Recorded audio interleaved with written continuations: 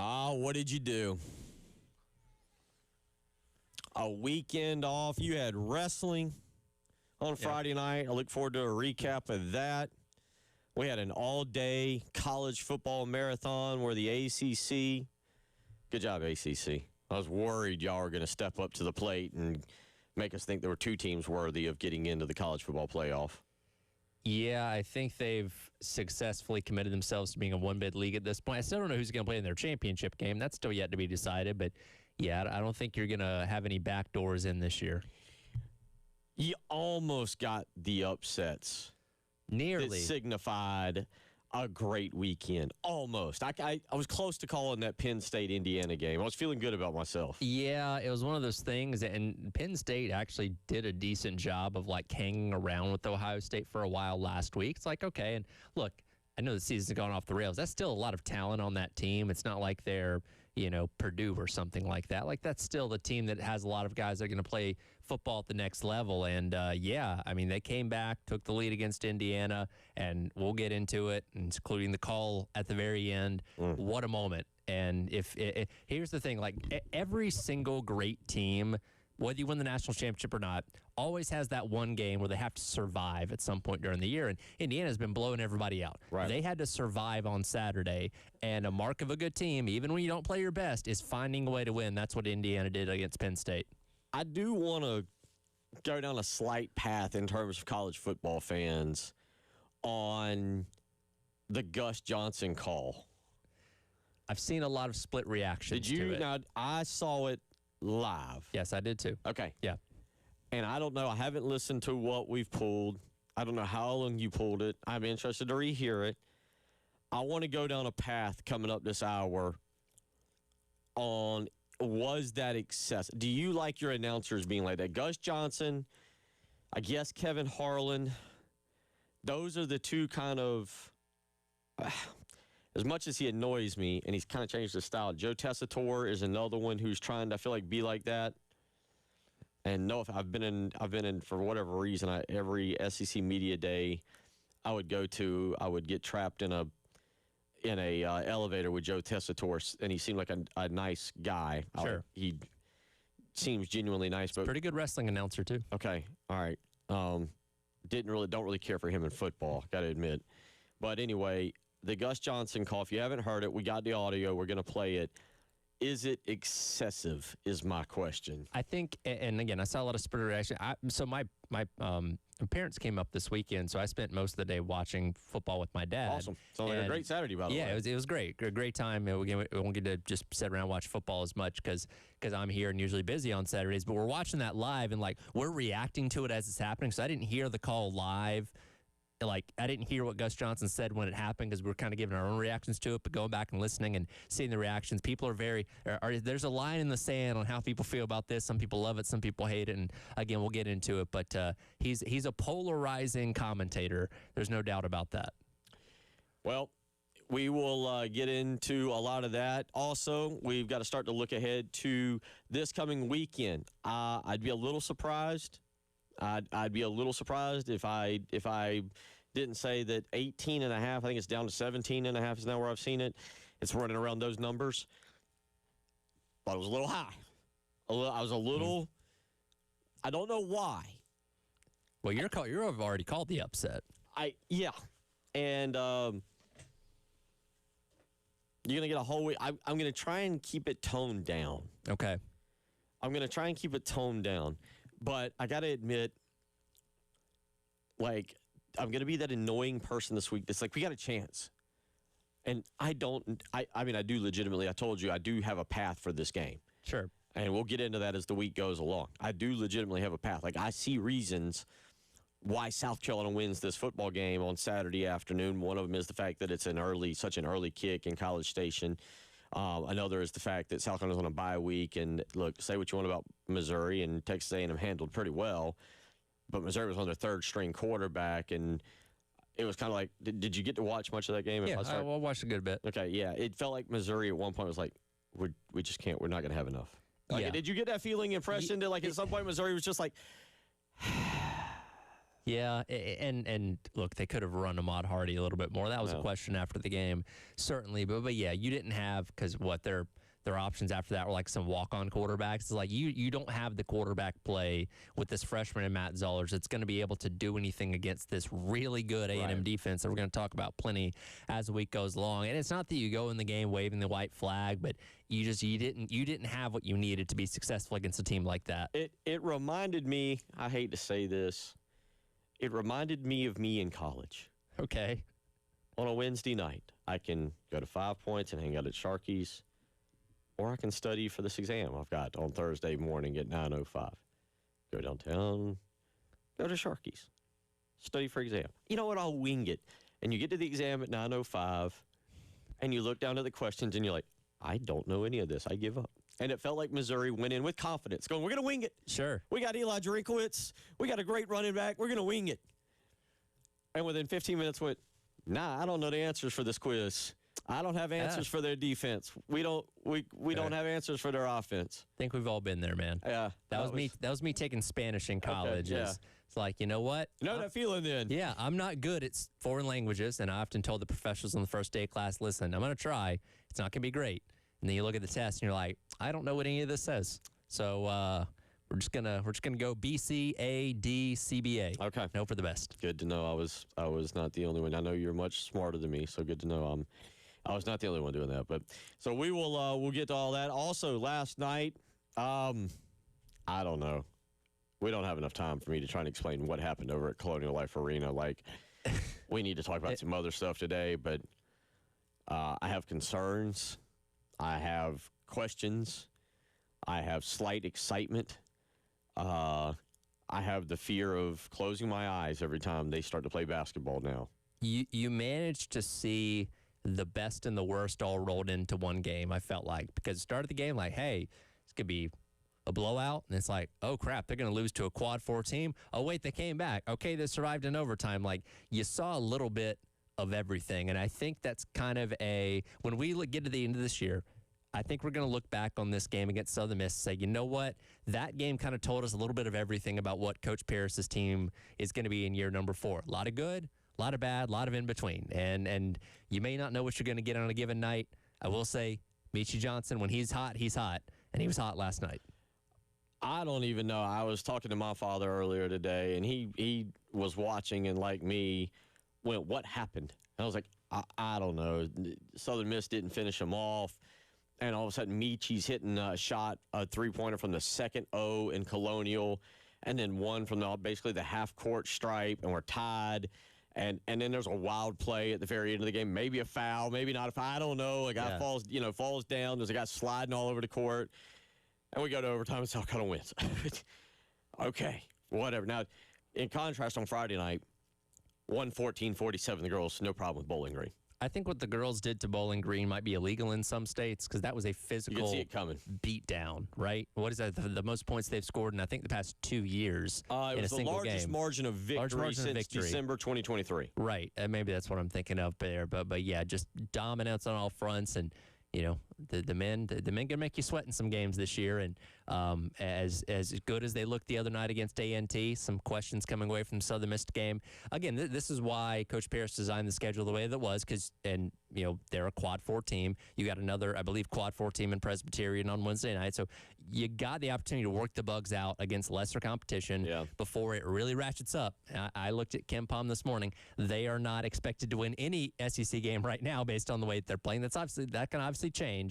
But you've got an opportunity to ramp yourself up with some of these lesser teams before you start getting into the stiffer teams coming up. Yeah, I didn't look. I read, I think on Twitter, they'd fallen outside of the top 100. Is that correct? Let me double check on that. Did I just spout off bad information, or was that? But I read that somebody on Twitter, as I was waiting at a doctor's appointment. They are 102 now. Yes. Yeah, okay. So factual tweet there. You never know on the old Twitter highest machine. 3-point percent attempts in the nation. You're kidding. Which that kind of checks out. Yeah, they were. That is one thing about this team. Never turn your TV off. I don't care if they're down a significant amount with 10 minutes to go. They are still in it with the way they can shoot the three. And if they're up a significant amount, they're not incapable of blowing a solid second-half lead. Never turn the TV off. That's one thing I'll say about this team this year. You mentioned a Presbyterian on Wednesday, 7 o'clock, and then kind of another extended break. Radford on the 18th at 7 o'clock, and that'll be a Tuesday night game as well. 803-404-6100. We'll come back. We'll do a little scouting of Texas A&M. We'll take kind of one last look back at the first 9 games of the season, and we'll talk about that. How do we feel heading into the final 3 games? You're listening to Bill Gunner, Tyler Head, Captain David Ayer. It is the Halftime Show.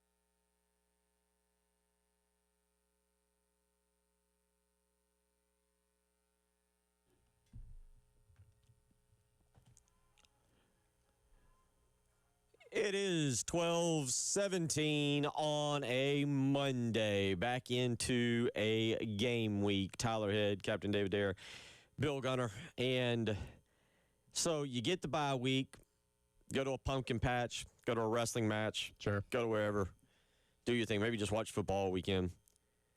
Did it rejuvenate you? Do you now come into the week being like, man, that Mike Furry, I had time to think about it. He's going to dial up some plays. We aren't really that bad. That mean old nasty Mike Shula was holding us back. Defense is playing good. Texas A&M's due for a loss. We should be able to beat Coastal. Clemson got their big one of the season, beating Florida State. They're not going to be able to beat us at noon. I like where we're at. Do you feel good?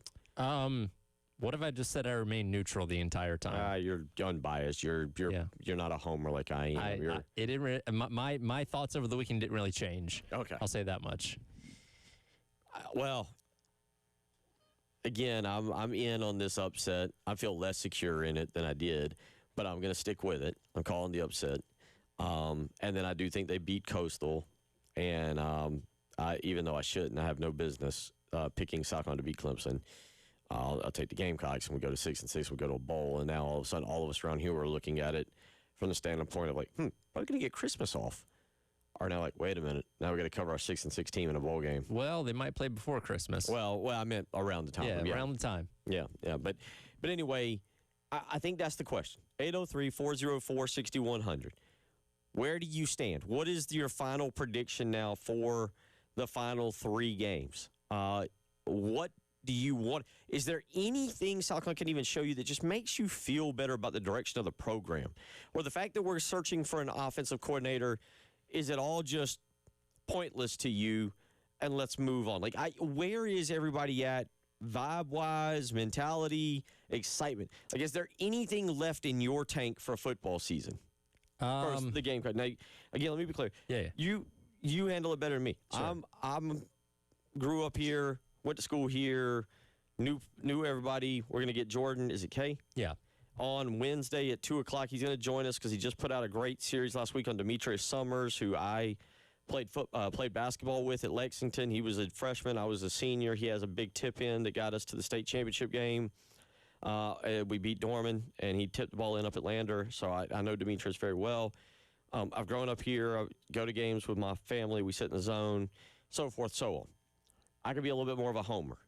You have a better perspective. You see things differently.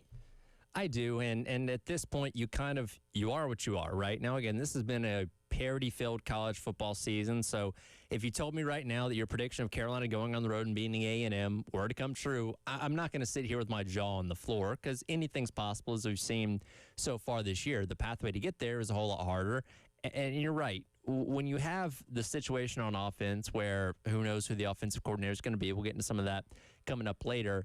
I don't know if you can even look at these last three games saying, okay, if I see this, and that out of the offense, that means this for next year, because it could be just total tear down and rebuild depending on who comes in. Exactly. If they bring in a different philosophy, they bring in different players, we just have no clue what it's going to be. I'd like to see Mike Furry do well enough to where you have to consider him for the job, right? I mean, you're going to give it to him, and maybe he goes back to just coaching wide receivers.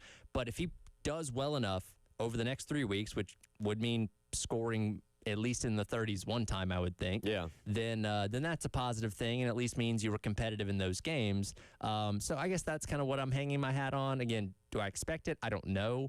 But when you're 9 games in, especially making changes to your coaching staff, I don't know how much can be different for the last 3 games of the year. I think stuff can be different. I feel like a lot of us saw that firsthand in 2015 when Steve Spurrier left and G.A. Mangus, and I believe at that time Sean Elliott ran the offense, and you saw a more wide-open version. They had Texas A&M on the ropes in a similar kind of atmosphere. I think that game was around Christmas, and I believe that was Kyler Murray's first start. I do think there can be a difference. The question is that the difference, and if it's good, is that the difference you want to stick with?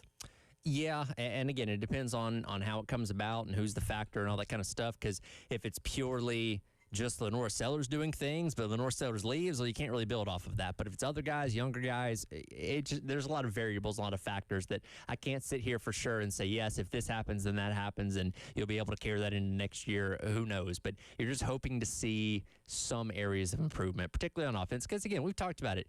The defense has done well enough to keep you in most of these games that you've lost. Special teams didn't have their best day against Ole Miss, but for the most part, they've done well enough a lot this season to give you a chance. It's that third facet in offense that just has not been anywhere close to good enough to be able to win you really any of these games. Well, and I do wonder, you've had 2 weeks to prep specifically for Texas A&M, And I think this will be a testament to, I guess, Mike Furry. Is that if they go and put up, let's say they go and put up, let's say they lose, okay, for a second. But they put up an Auburn-esque type performance. If you didn't see what Auburn did, they went for 500 yards on Saturday, 38 points, slinging it all over the yard. I think they ran for 200 as well. Auburn was just all of a sudden an offensive juggernaut. Yeah. But they lost.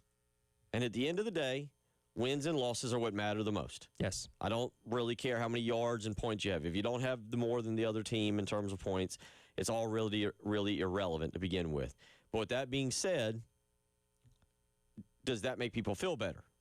I feel like that would create more frustration because you then wonder, like, okay, where's this been? You're telling me that the guy that was the wide receivers coach and by could the way, unlock this? Real quick, before you make your point, I want you to also consider the fact, as you just said, now you know you can't get bowl eligible. Yes, if you were to lose this weekend, that's your 7th loss, and you're basically done at that point. And then you'd say, wow, and again, we don't get to sit in the meetings. We don't know what the conversations are, but it's like, was Furry coming up with things that Shula was overriding? Did Furry not have a big enough voice in the game plan? Was it purely just Shula going his own way when it came to calling plays? We don't know, but I do feel like if you performed a lot better on offense and still lost the game, it would just create more frustration of, wow, we could have had this the entire year, and who knows how much better the season could have been if Furry had just been calling plays the entire time. And again, one game sample size doesn't tell you everything about a play caller, but again, we're in the business of reacting, as people will do on Reaction Monday next week as well. I think that's what the conversation would be like. Wow, we could have been doing this the whole time.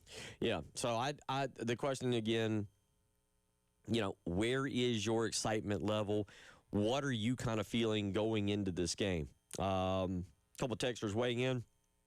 The C texter says just no. I guess that's no excitement. No to everything. No whatsoever. Another texter weighs in. Bill, play power ball because you have a better chance of hitting that than Carolina beating A&M. We ruined their chances last year here for homecoming, so what you think they're going to do to us in College Station?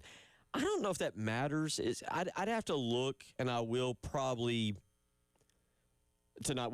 I will tonight because they'll put out the game notes tonight and get a little bit more. What Texas A&M really returned from last year for guys that are like, oh, we remember that trip to Columbia. And I'm sure there will be a couple, Marcel Reed in particular, who were like, oh, yeah, I remember that. And to put it in perspective, they were the 10th team in the country. They were 7-1. Like, that was the beginning of their A&M collapse, right? Because they were 7-1. They had they were in the driver's seat to make the SEC championship game. They faltered down the stretch, lose 3 out of 4 in November, end up 8-4 because that's what A&M always does. That was kind of the beginning of the end for their season last year. But I will say, like, Elko, and he talked about it on Saturday after the game too, he's so much of like, I don't care what's happened in the past. This is a different team. I don't know if that really factors into their mindset at all. I don't know if he needs to say, hey guys, remember when they stormed the field against you last year? I think this team's just so different from a mindset standpoint. I don't know if that matters. Elko is the kind of coach Texas A&M has been needing. Yes, defensive-minded, not flashy, just going to do his job. He knows he's going to get recruits without having to do anything. Right. Just smile, shake hands, don't do any awkward recruiting videos, right? Don't dance, fake accents. Yeah, and it works. And he is a very good coach, and he's building something extremely good there. Again, I see a pathway, and we'll get more into it as the week comes. Another texter weighs in. He says, they could win the last 3 or lose the last 3, and it would not affect my optimism or outlook in the least. Now, that's just a good text. I'm very interested. Not until I see pre-snap penalties decreased and other things improving on, like, coming out of a TV break and having to take a timeout to avoid a delay of game. Fair. And I think with that comes the understanding that like so much of this team's going to look different next year, particularly from Right. offense, that it's like, can I really take anything out of these last 3 games? Say, okay, well, that means this, this, and that for next year, because I have a feeling they're probably going to hit the portal pretty heavy coming up in January for a lot of things on offense. Well, they're not doing. Look, they've got a good recruiting class. It looks like Landon Duckworth is going to stick around. Zion Lee is a defensive player, but God knows what he's tweeting now. If you haven't seen it, he's. Well, he's just reminding you of all the places he's Oh been. my goodness, kids and recruiting these days. By the way, Loxley not fired yet. I don't know what's going on with that. Because I thought he was, but now he's not. Or maybe it's a quiet firing. I don't know. It's like he's been fired, but they realized that he has a decent recruiting class, and so it's like they fired him, and he was like, "Look over there. Yeah. Look at what I got. That's what's coming here." And they're like, "Oh man, we got to make some decisions here." So I'm not sure on that. Probably would be a good time to try and get them on the schedule. With that being said, they got to hit the portal hard. Yes. And we got to make some decisions. Lenora Sellers is going to be a big decision, and you kind of need him to make that rather quick. So you're selling him in the portal, or you're considering going and getting a transfer portal quarterback. 803-404-6100. We'll come back. We'll let you listen to that Gus Johnson call of Indiana and Penn State. Was it excessive? Was that a little bit too much, like, happiness? Was that too much emotion for college football? Tyler and I will weigh in as well. You're listening to the Halftime Show.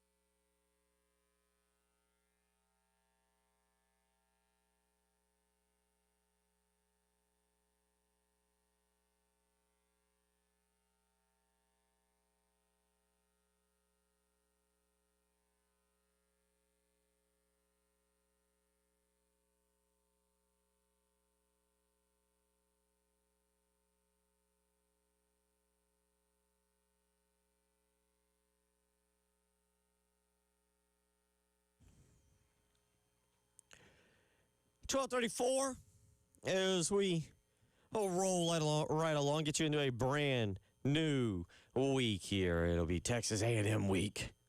Oh, and by the way, South Carolina Clemson, we play women's basketball tomorrow night. So double rivalry week, technically. Fight for a trophy on Saturday, man. Don't forget about the Bonham. The old Bonham Trophy that nobody knows where it's at and nobody cares. Listen, it is probably in a really nice janitor's closet somewhere across the street in the football facility. Yeah. Somewhere. No. Okay. No, we'll find out soon enough. We'll see if we can retain it. If we ever, we'll find out. 803-404-6100. That's how you can weigh in this afternoon if you want to do so. So, I thought it seemed, look, you said it. Penn State, still talented. Yeah. Missing their quarterback, but still a talented football team. Maybe a new coach and a big game at home was what they needed. Indiana, as you said also, was due for some kind of letdown. There was a lot of makings for this one to be a lot closer. It looked like Penn State was going to pull it out. And then Kirk Cignetti and his team go cruising down the field. Mm-hmm. If you haven't heard the call, this is on television. Okay, this is Gus Johnson. Now, Gus Johnson's known as a yeller. Yes, he's very animated. The preeminent yeller, okay? He is the guy. Some people love him for it. He does basketball as well. I don't know if it's me aging. I don't know if this is over the top. I'm not sure what rubbed me the wrong way on this. Okay.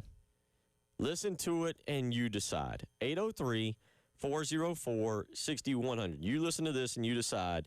Captain Dave, let's play the clip. I apologize, at number 11, Tyler. I believe number 10. Number 10? Indiana. Indiana, number 10, Captain Dave. Let's play number 10. This is the final call. This is the touchdown. Great catch. Yeah. Phenomenal catch.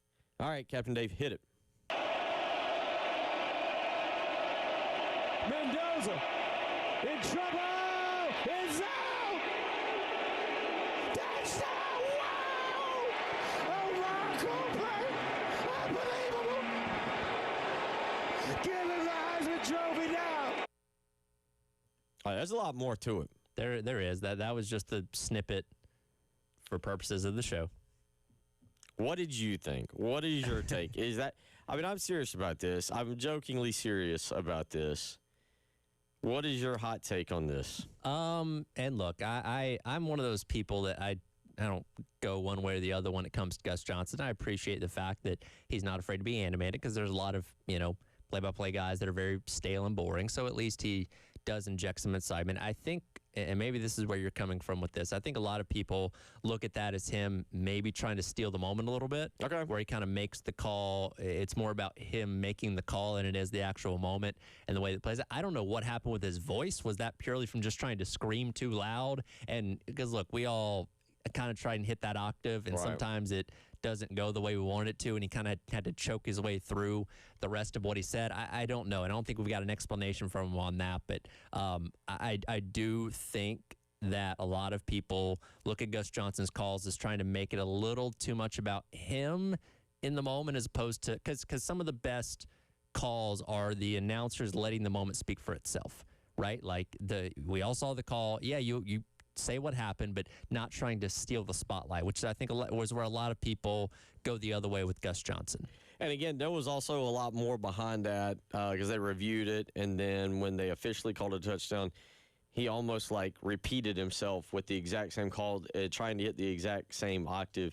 And I think it was partially I love the excitement, but it was over the top for that. Play it again. Dave, let's say, because again, 803-404-6100. Is this the kind of excitement, or is this a little borderline out of control that you want? If you're an Indiana fan, let's be honest, you probably aren't listening. You're hugging and kissing everybody around you. If you're at the game, you're not watching it on television, to my knowledge. But if you're at the home, you're watching, you're probably now jumping up. You probably don't even hear it.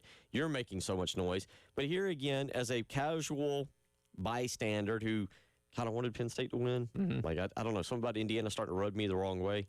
Was this excessively exciting, or was it excessively annoying?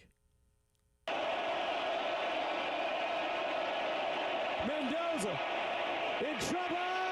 It's out! Touchdown! Wow!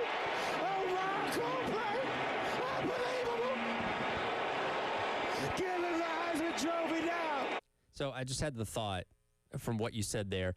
It very much is a hometown radio call from a national broadcast. Because, again, him and Cladd are supposed to be neutral, right? They go with the ebbs and flows of the game, but you're not supposed to show favoritism to one side or the other. And I feel like that call sounds very pro-Indiana. And, again, it's give him the Heisman now, talking about Fernando Mendoza making that throw, which I agree, that was probably his Heisman moment if he does end up winning the thing, because amazing throw, amazing catch by Omar Cooper Jr. in the back of the end zone. But it definitely, it leaned heavy towards Indiana in a moment where, again, you got to make the moment big as the play-by-play guy, but not seem like you're rooting for it on one side or the other. I've never done football play-by-play, so I can't. It's hard. I mean, I've done baseball play-by-play, and I think that's hard because you got to really kind of allow the game to flow and not kind of over-talk it. But it was something. I think it's a little extreme. I am slowly working my way away from Gus Johnson as a broadcaster. Like I prefer Sean McDonough. Mm-hmm. Gus. Now I will say Fowler and Herbstreit are a little too on the vanilla side. I will say, because again, that's a moment that's a huge moment in the game, and obviously Indiana goes on to win. Gus Johnson does that a lot throughout the game too, where even a long touchdown or something like that, which isn't the defining moment of the game, he very much does go heavy, and he is very much the trying to be the cool uncle, because he slides in a lot of references and a lot of slang and that kind of stuff to try and relate to the younger crowd, I guess, so over the course of a 3 to 3.5 hour game, he can become a little much. Joe Tessitore has gotten to be the worst, in my opinion. I forget what game he called not too long ago that I was having to watch. And, every play's a big play. And it's slightly annoying. Differing opinions. One texter weighs in, fire that commentator now. Richard weighs in and says, man, you got to love every second of that call. If you were watching the game live, you didn't hear it because you were hollering so much at a great play. This is what college football is all about. Nobody wants lame and boring analysts. And again, that's from Richard. I think there's a balance, right? Because you don't want to be overly vanilla, but you don't want to be too over the top. And again, I think Gus Johnson does a good job, but maybe, and again, that's an end of the game moment, so maybe it's more warranted there. But I think maybe spacing those kind of things out throughout the game is maybe something that could make people tolerate him a little bit more. And again, I don't really go one way or the other. I'm kind of in the middle about it, but I understand both sides of the argument. 803-404-6100. We'll get back into some Carolina football. Also talk a little bit about that Oregon-Iowa game. That was a pretty good one as well. And again, talk a little bit about South Carolina football. Some of y'all have got questions. We will try to get answers. Coming up in the next hour, we'll get into favorite candidate, and Wes Mitchell has put out a offensive warm board. Yes. That's right. With Thanksgiving coming up, we're not into cooking just yet. Keeping it warm. Wes Mitchell epitomizes that when we come back. Well, later on in the program with his warm board. We'll do that. You're listening to Tyler Head, Captain Dave Adair, and Bill Gunner. It is the Halftime Show.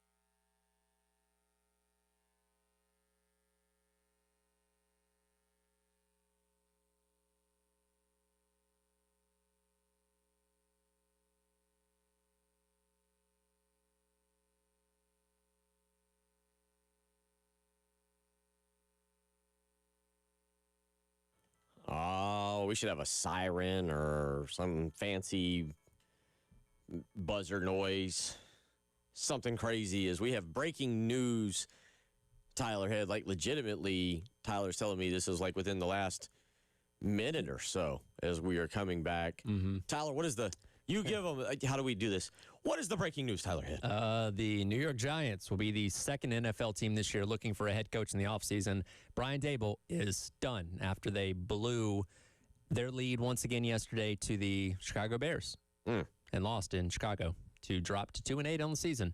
I don't know if you've checked the standings as of late, but 2-8 is probably not going to get you in the playoffs. No, 2-8, especially when I think a pair of now 2-8 teams had no problem yesterday. I guess I don't know. I forget what were the Dolphins 2-7 originally, or were they're one? now 3-7. Okay, yeah, they were sitting on 2 wins. Still can't figure out how they beat the Dolphins. Yeah, or the we're going to Bills circle yesterday. back to that because what was more shocking yesterday, the Dolphins or the Saints?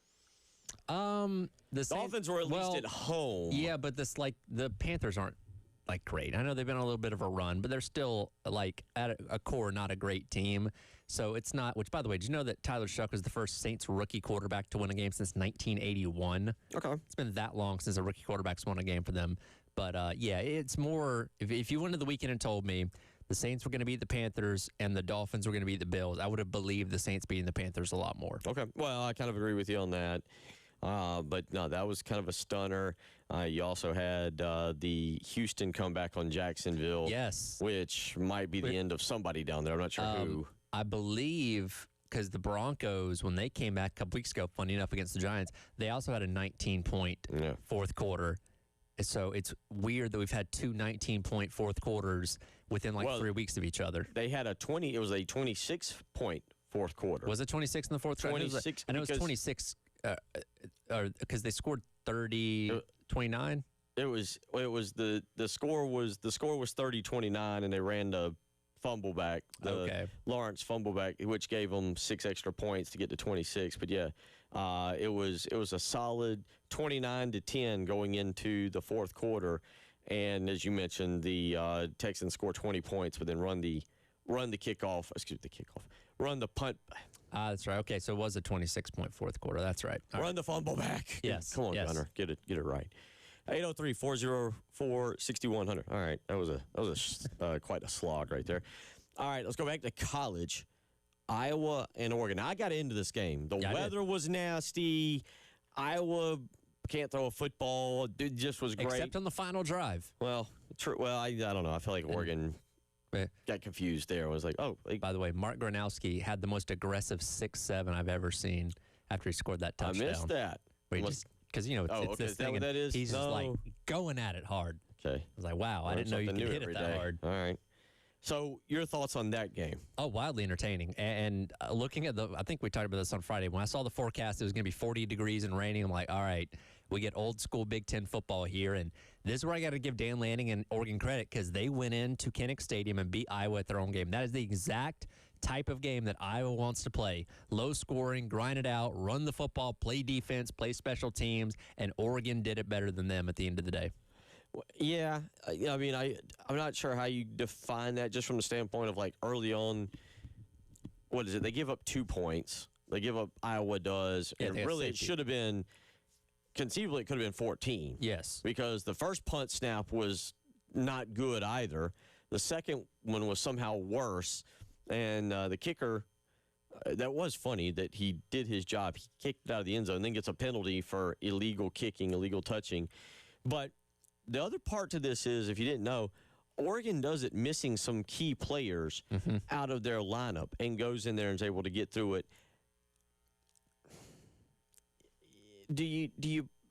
Where do we put them now? And we're going to do our college football. You and I will have our college football playoff rankings tomorrow ahead of the committee's rankings. Now we got the AP poll out. I always go by the AP. I don't pay attention to what the coaches say. But I think the question is, in terms of one-loss teams, Mississippi, Georgia, Alabama, throw Texas Tech in there. If you want to throw BYU in there, okay.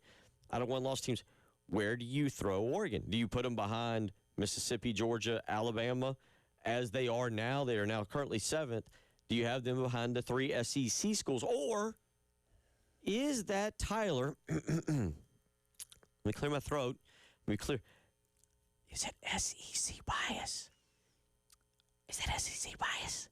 Maybe a little bit, because they're only guilty of losing to Indiana. That was at home. By the way, I didn't want to But- get jumped. That's why I yeah, whispered it. 'Cause that- a lot of y'all said, That, as we've seen, that's a really good Indiana team. Like, there's no, Well- you shouldn't be dinged too much for losing them. And now again, and look, at the time when they played Penn State, it was a top 10 matchup. That win looked a whole lot better when Oregon went into Happy Valley and won that game. So they don't have as much to fall back on resume wise. Now that Iowa win is a top 25 win, so that's going to help them out a little bit. So I think like resume wise, because like their wins aren't as good as like Alabama beat Georgia, Georgia beat Ole Miss, like those kind of things to be able to fall back on a little bit. But here's the thing: as long as they went out and handle the business, they're fine. They're probably not going to make the Big Ten championship game. They'll be in as an at-large, and I would say probably likely hosting a playoff game as well. So all their goals still in front of them. Again, where you rank them right now, I don't think matters a ton.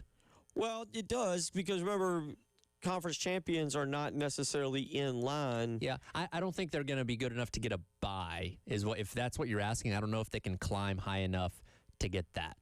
But should they? Because there's 3 undefeateds: Ohio State, Indiana, Texas A&M. That 4th spot right now is wide open for a 1-loss team. It is. And right now, according to AP, let's go back real quick to the college. What was the rankings last week? I've already forgotten. 4 last week was Alabama. Yep.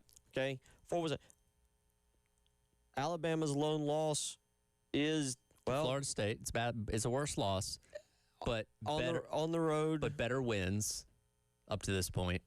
Now, Oregon does have the opportunity to beat Southern Cal, who's still ranked. Washington's probably going to drop out because they lost to Wisconsin this past week. And so they have at least one more ranked game, more likely than not. And look, chaos can still happen in front of them. That could help them out. But I'm not even asking for chaos. I'm asking, should they be ahead of Alabama, Georgia, and Mississippi?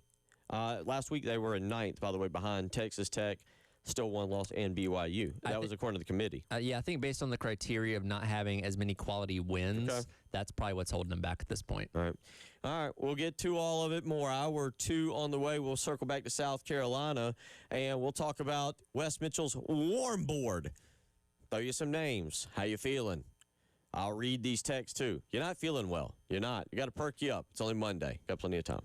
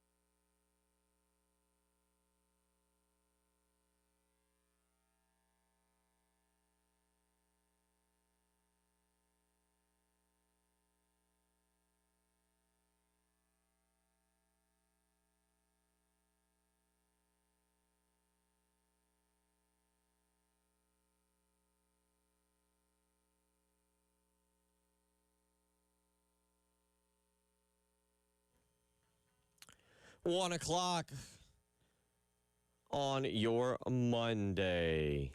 Diego Pavia, just named SEC Offensive Player of the Week. Tyler, after his performance against Auburn, and quite frankly, Vanderbilt should have lost that game. Yeah, they got away with a questionable fourth down decision to try and go for it late there that didn't work. And fortunately, we're able to win it in overtime. But yeah, they played with fire a little bit there. But, man, Diego Pavia, he's a baller. We know that. And playoff hope's still alive.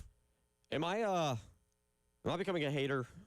Because, yeah, I might have been pulling against Indiana and Vanderbilt, those two schools on Saturday. Like, I was like, ooh, upset. I will take it. Come on, Auburn. I don't think you're a hater for cheering on upsets because that's what makes college sports so great, right? Like when you watch pro sports, you know, even in the worst years, like the Browns could have beaten the Patriots or the Chiefs or whatever. And that's like, yeah, oh, wow, that's surprising. But we don't really consider those monumental upsets. But in college sports, you have situations where teams have no business beating other teams, and they do it, and especially they do it at home. Their fans storm the field. Same thing with college basketball. When we talk about the NCAA tournament, we love an upset. We love an underdog and teams that shouldn't win games that do. So I don't think you're a hater for cheering against, especially when you have a tight game like that, because I think our minds naturally shift towards cheering for the underdog when you get in a tight game like that. Like, you may not start off the game that way. You're just, all right, I'm going to watch this and see what happens. But when Penn State's leading in the last couple minutes, okay, get a stop, get a takeaway, whatever, seal this thing. Like, you start rooting for the underdog, or Auburn playing Vanderbilt all the way down to the wire there. It's okay, yeah, pull it off, do this, do that. Like, I just think that's how our brains naturally go as college sports fans when you see things like that unfold. Okay, yeah, all right. Well, I feel like I was kind of sliding toward pulling against Auburn and pulling against Vanderbilt and pulling against Indiana on Saturday. And then I was like, man, maybe I've got the wrong attitude about this. Maybe my attitude needs to change. I need an attitude adjustment. So anyway, there was that. 803-404-6100. Now, a lot of y'all have sent text messages in and weighed in on a couple different things. Let me start here. All right, this going back to the Gus Johnson thing. Texter weighs in. Agree with you guys 100%. Gus Johnson, there for one reason, plus touch of a major ego. Okay, he's got an ego. There's no doubt about that. But yeah, maybe kind of spacing those things out a little bit more where it's not. Because, again, you watch the whole game. He does that the whole game with big plays and long touchdowns and those kind of things. So maybe kind of saving it for the biggest moments would make it more tolerable for a lot of people. I don't know, just a thought. Florida State Chris says that dang Gus Johnson about to choke out. It did sound like he needed a lot. Look, I'm over here struggling. I got to get more water in the break coming up. So I know the feeling from Gus Johnson. Yeah, I wonder, honestly, how Joel Klatt feels being in the booth with him. I would be annoyed. I'd be like, man, I get it. Give excitement, but sure. I'm assuming somebody in the truck sees it coming and turns down Klatt's headphones a tad. So we can't get or either turns down his headphones, turn down his mic so we can't get the Right. Yeah. Here it comes. Yeah, there's that. Texter weighing in on my current opinion of South Carolina pulling the upset against Texas A&M says, curious if this statistic impacts your opinion of A&M. He sends a screenshot. Now, I don't know exactly what this is. It's an AI overview. AI, by the way, oh boy. Be careful. Oh boy. Anyway, the 2025 season not yet complete. This is I guess again off of Google. I'm not quite sure enough about AI just yet and what I'm always reading on this stuff. It says the 2025 season not yet complete, so a full record of SEC opponents for every team isn't available. However, here are the records for the teams involved in the SEC championship race as of November 2025 based on their matchups this year. Okay. Top team would be Texas at 24-24, I guess. Oklahoma 24-25. I'm confused by what I'm reading here, but it gets down to Texas A&M is 13-34. And that's the statistic, but I don't quite understand what that statistic is. Where are we getting 24 from? I don't know. That's what I'm saying. I don't know what has been sent to me and how it correlates to what I'm reading. I did it because when people text in, I wanted you to know that we're listening, that we see it. Yeah, and we appreciate it. If those are records, I'm not sure what that record is in reference to. Yeah, I'm slightly confused, but I'll say this. No, I do have an opinion that I do think Texas A&M tends to collapse at the end of the year. We'll see if that comes to fruition on Saturday afternoon or starts to come to fruition. Hadn't done it yet. Hadn't done it yet. 803-404-6200. All right. So we kind of teased it. Wes Mitchell has put out a warm board. Now, reason being is we're in the season. Yes. You can throw names around all you want. Number one, Shane Beamer, whether you like it or not, is a professional. He's not going to put anybody in jeopardy. Now, it doesn't mean he's not working behind the scenes. Doesn't mean he doesn't have people reaching out. Doesn't mean he doesn't know who's interested and who's not interested. But in terms of, I think, any information coming out of that facility over there about who he prefers, you can just count that out. We ain't getting that. He's got it in his top drawer, and it's triple locked, and there's a guard dog. Tomorrow, maybe in like his opening couple minutes there, he'll probably address, hey, Purdy's the play caller now, blah, blah, blah, and that's all that's probably going to be said about the offensive coordinator job search until the season's over. And look, you're not going to fill the position in the month of November. It's going to be December before. We assume you're not.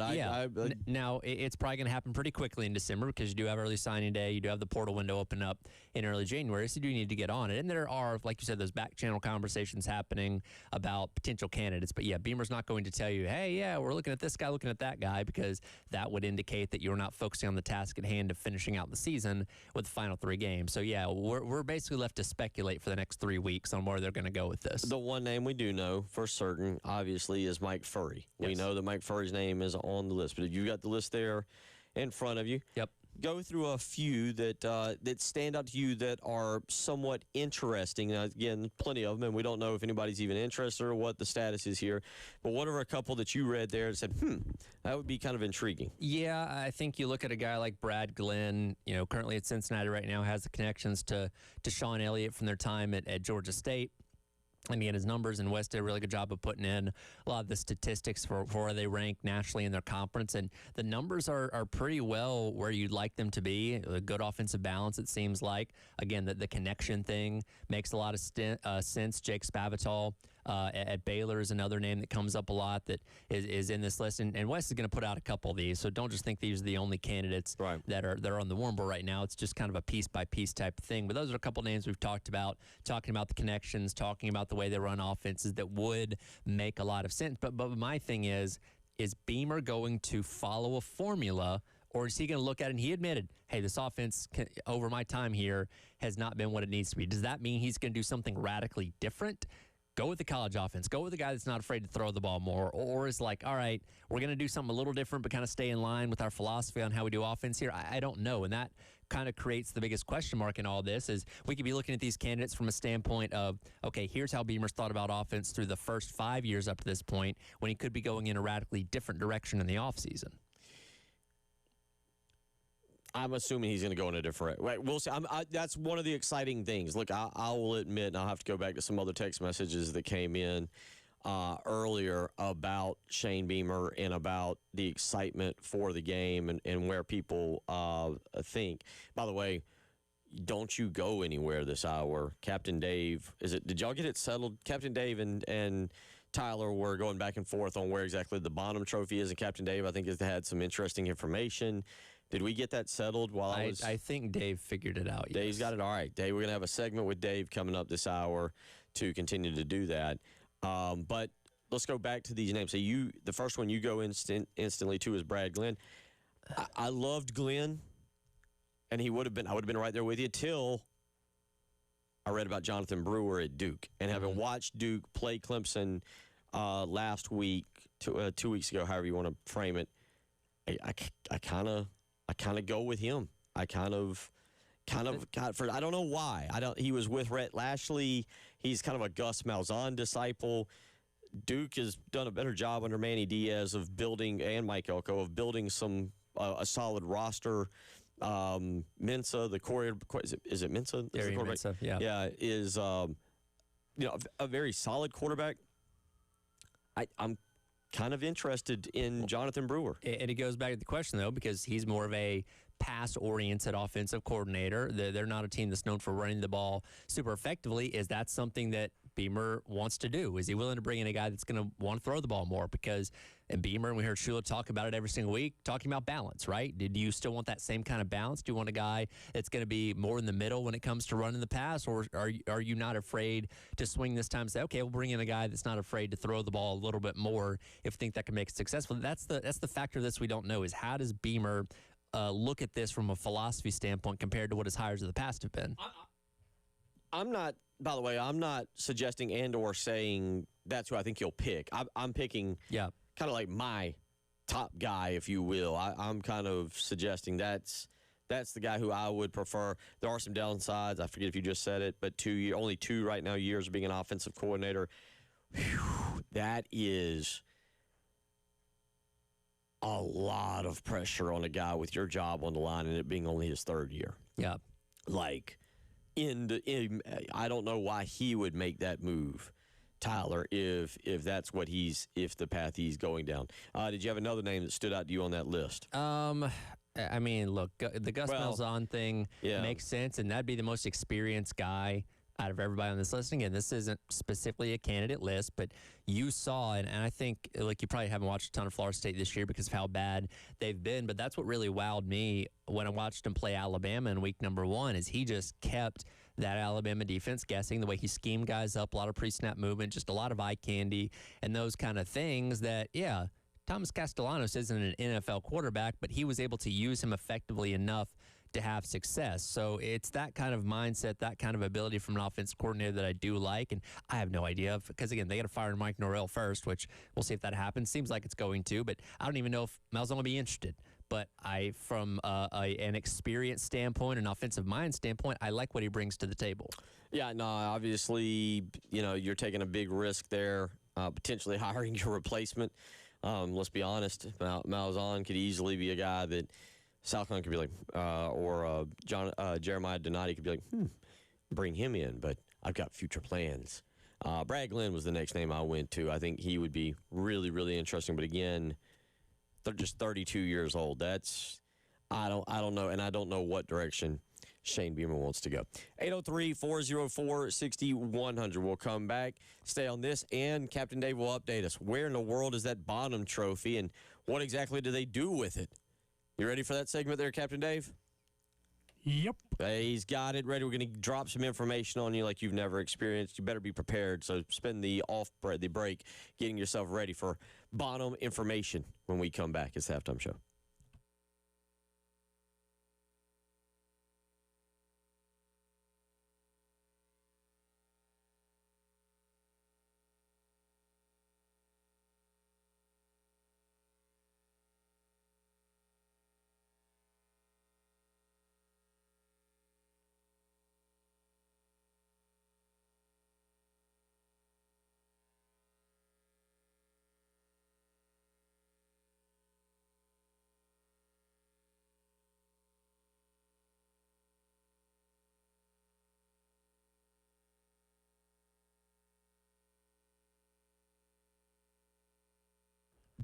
It's all right here for our friends over at Pro Swing Columbia. 2 locations, one out at Forest Acres and one out in Chapin. And I don't know if you've gone outside today, but it's pretty darn cold.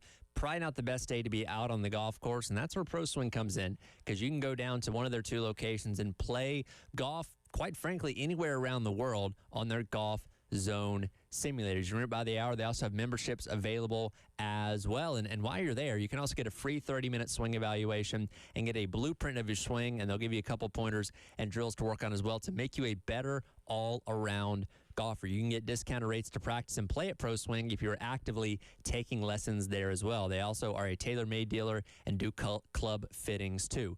If you want more information, give them a call at 803-592-3916 or book online at proswingcolumbia.com.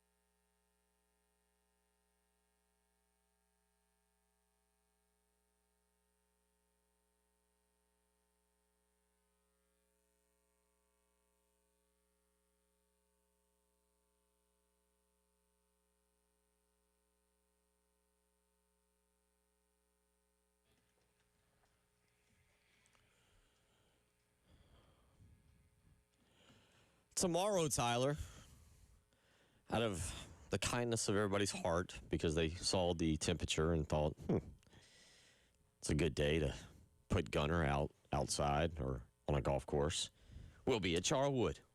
I think we'll get to be inside during the show I assume so. because we usually set up in the pro shop in there, which is nice and climate controlled. It's going to be my first 12 to 3 experience there. But I will say previously, and I still tease Rock about this several years ago, we went there, the morning show. They forgot we were coming. Ah, It was this particular tournament, and we had to do the first hour outside. I do remember that. Were you here yet for that? Yeah, because Oh. well, maybe we're not talking about the same day, but the first one I did there, because we do our spring and summer Right. golf classics. I think this would have been for the summer one 2 years ago. Yeah, we were on the front porch, and the problem was We did do one from the front porch. Yeah. at 9 o'clock is when the thing starts, and Right. you were, I don't know, the MC. You were giving the announcements and all that kind of stuff, and we're sitting up here doing our show while the loudspeakers are blasting your voice. I'm like, this is Ah, a little bit difficult. So since then, we've been inside. okay. All right. Well, that's tomorrow. If you want to come on out and hang out with us, it's the LC Lucas Memorial Tournament. Of course, tomorrow, Veterans Day. If you're a veteran out there, thank you. Just thank you for everything you've done for us here at 107.5 Game, for people everywhere. If you're a veteran, there's just not enough we can do to pay you back for all that you have put forth for your country. And very, very thankful for your service and, again, everything. So thank you again. And I'll try and say that a million times tomorrow, just in case there's a million of you out there listening. That'll be each thank you for each of you. So, Tyler, I've had family that have been in the service and are veterans, were veterans, past tense. And, it means a lot. It means a lot. So we look forward to that, the LC Lucas Memorial Tournament out there at Charwood tomorrow. We'll be broadcasting all day long, and Tyler and I will be out there from 12 to 3. 803-404-6100. Quarter weighs in. I think Beamer should try to look for someone that has shown that they can be versatile. Find an OC that has been able to design an offense on the strengths of his team, someone that doesn't have to run a specific system to be successful, and the team doesn't fit what he would like to run. I'm sure he would like to do that in theory, Sure, sounds good. but at the same time, a little more difficult, I think, to find. I think it's a little more difficult to find than just saying, hey, let's go to the grocery store and look through the apples and find the best looking one. Yeah, a little bit easier said than done. And here's my biggest question. Is he going to continue on the path with former NFL guys, right? Mark Satterfield was with the Panthers when he hired him. Dow Loggins and Mike Shula both spent the majority of their career in the NFL before being Carolina's play callers. And I don't think we've gotten a straight explanation on why he favors that kind of experience so much, but that's something else I think you have to look at here is, okay, is that the route he's going to go, or does he say, okay, what I've been doing has not been successful enough. I'm going to go in a radically different direction here and only go with the college guy, only go with somebody with a college offense. Like that's something we don't know. And again, we're not going to get answers on this until likely the season's over. 803-404-6100. The record guy, don't have a name, said, sorry, should have clarified. Those are the records, the cumulative records of the teams, of those teams' conference opponents. Oh, And I it's see. an Okay. article out of The Athletic. So thank you for that. So Texas, who's in the running for the SEC championship, their conference opponents are 24 and 24. Oklahoma's conference opponents are 24 and 24. And he sends this in because Texas A&M, their record, the conference opponents they've played, their record, the opponent's record total, 13 and 34. So they're saying that Texas A&M has played worse teams. I think that's what the texter is kind of asking. Like, well, look at who they've beaten down. Does it make you? Is that another pathway? Okay, I'll throw it into the mix. Doesn't hurt. And look, they'll play Texas in the last week of the regular season, maybe likely to punch a ticket to the conference championship forever, if they win that game, obviously. So we'll see. But there is. It's kind of that case of like, if an NFL team came down to college football and bludgeoned everybody, say, well, they're not really playing good competition. Yeah, but they're still winning the way you expect them to win. And that's what A&M's doing. I mean, they did beat Notre Dame, by the way. We forgot about that. That's a good team that's likely going to make the playoff too. So yeah, well, maybe the record for conference opponents doesn't quite stack up the same way, but a lot of these games, like the LSU game, like this past weekend against Missouri, they're kind of winning the game in the way that they're supposed to win it, even if the competition is not quite on par with them. Yeah, again, I look at it a little bit differently, just from the standpoint of it's an early game. There are some things that can go haywire for Texas A&M. Texas A&M, at least South Carolina, does have the upper hand right now in terms of a bit of a surprise element with, oh my goodness, what is Mike Furry going to call? Is it going to be more spread? Is it going to be more? Yep. Is it going to be more? Shotgun? Are they going under center more? Are they Some poor assistant in that building is grinding limestone tape just hard this week. killing it? And but that's precisely a little bit of an element. And again, as I said, you get them early, and that's important. 803-404-6100 if you want to weigh in on any of that. All right, Captain Dave, you got some research. We've had questions. This old tricky Bonham Trophy that was brought to our attention in 2014. Right. What information do you have to share with us on where this puppy is sitting, residing, and what is its usage? Well, thanks to Richard Peterson for sending us all this information. Okay. And he points out that the trophy currently resides at the bottom room in the Saluda Historical Society Museum in Saluda, South Carolina, because he was born there, Mr. Bonham was, and also South Carolina won last year. So that's why it's there. By the way, in case you were wondering, I did my preseason list of rivalry trophies in college football. I'm sure this was way up there. 82 total. It came in at 46. What was your kind of right in the middle? Where was your reasoning on this? My reasoning let's get a was- little more reasoning on this. I mean, the trophy, because it's got John Bonham on it. Okay. I think he's on a horse. I can't remember. Now, hold on real quick. Let's go Sure. back. Captain Dave, you said it's fragile. Yeah, that's why I think it's not presented on the field and given to the players and passed around and held up because it's him riding a horse.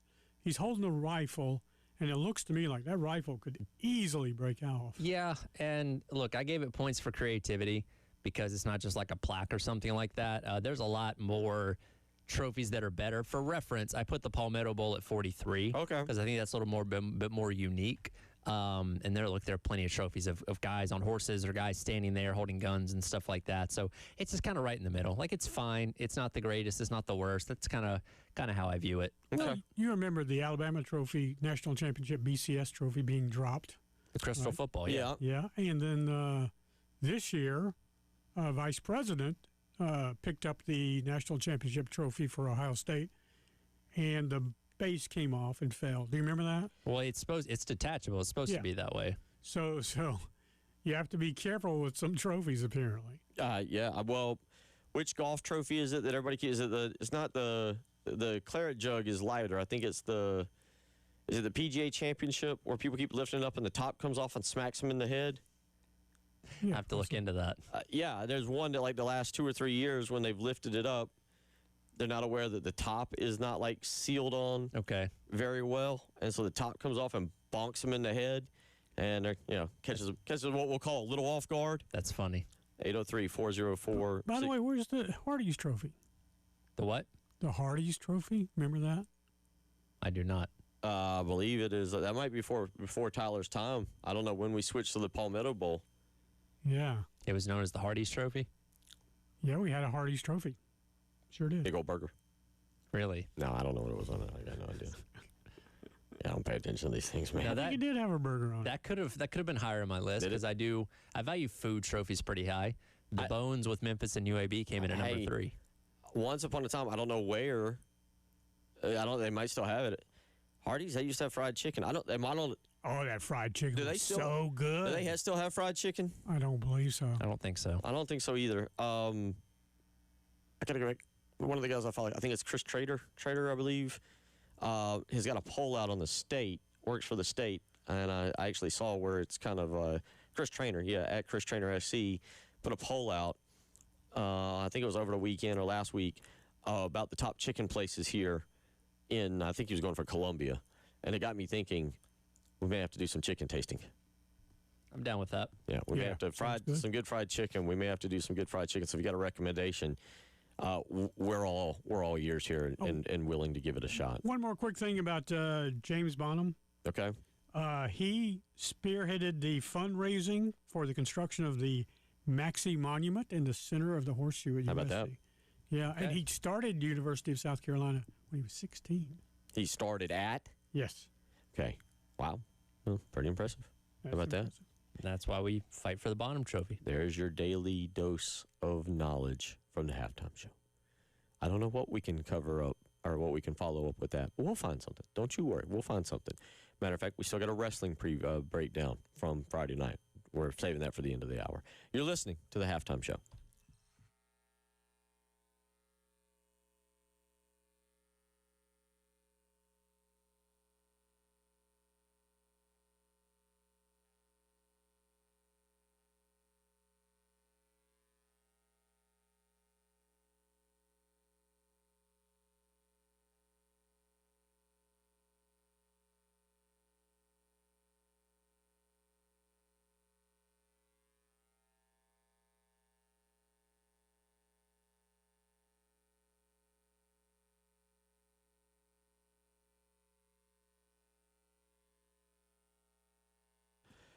Bill Gunner for Mid-State Roofing. Well, it's a beautiful day. It was actually pretty windy last night. How is your roof holding up? Have you even thought about your roof, or do you only think about yourself? You better think about your roof. Let me just go ahead and tell you. You need to be thinking about that roof, because if you have a leak, quite frankly, there's nothing more annoying. And that, even especially if it's late at night, you don't know who to get on the phone, well, guess what? That's why Mid-State Roofing has been the best in the business for over 30 years. Because late at night, say like midnight or 10 or 11 p.m., they are there for you. You heard that right.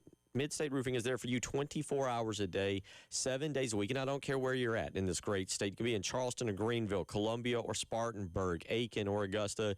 Maybe you go down to Myrtle Beach.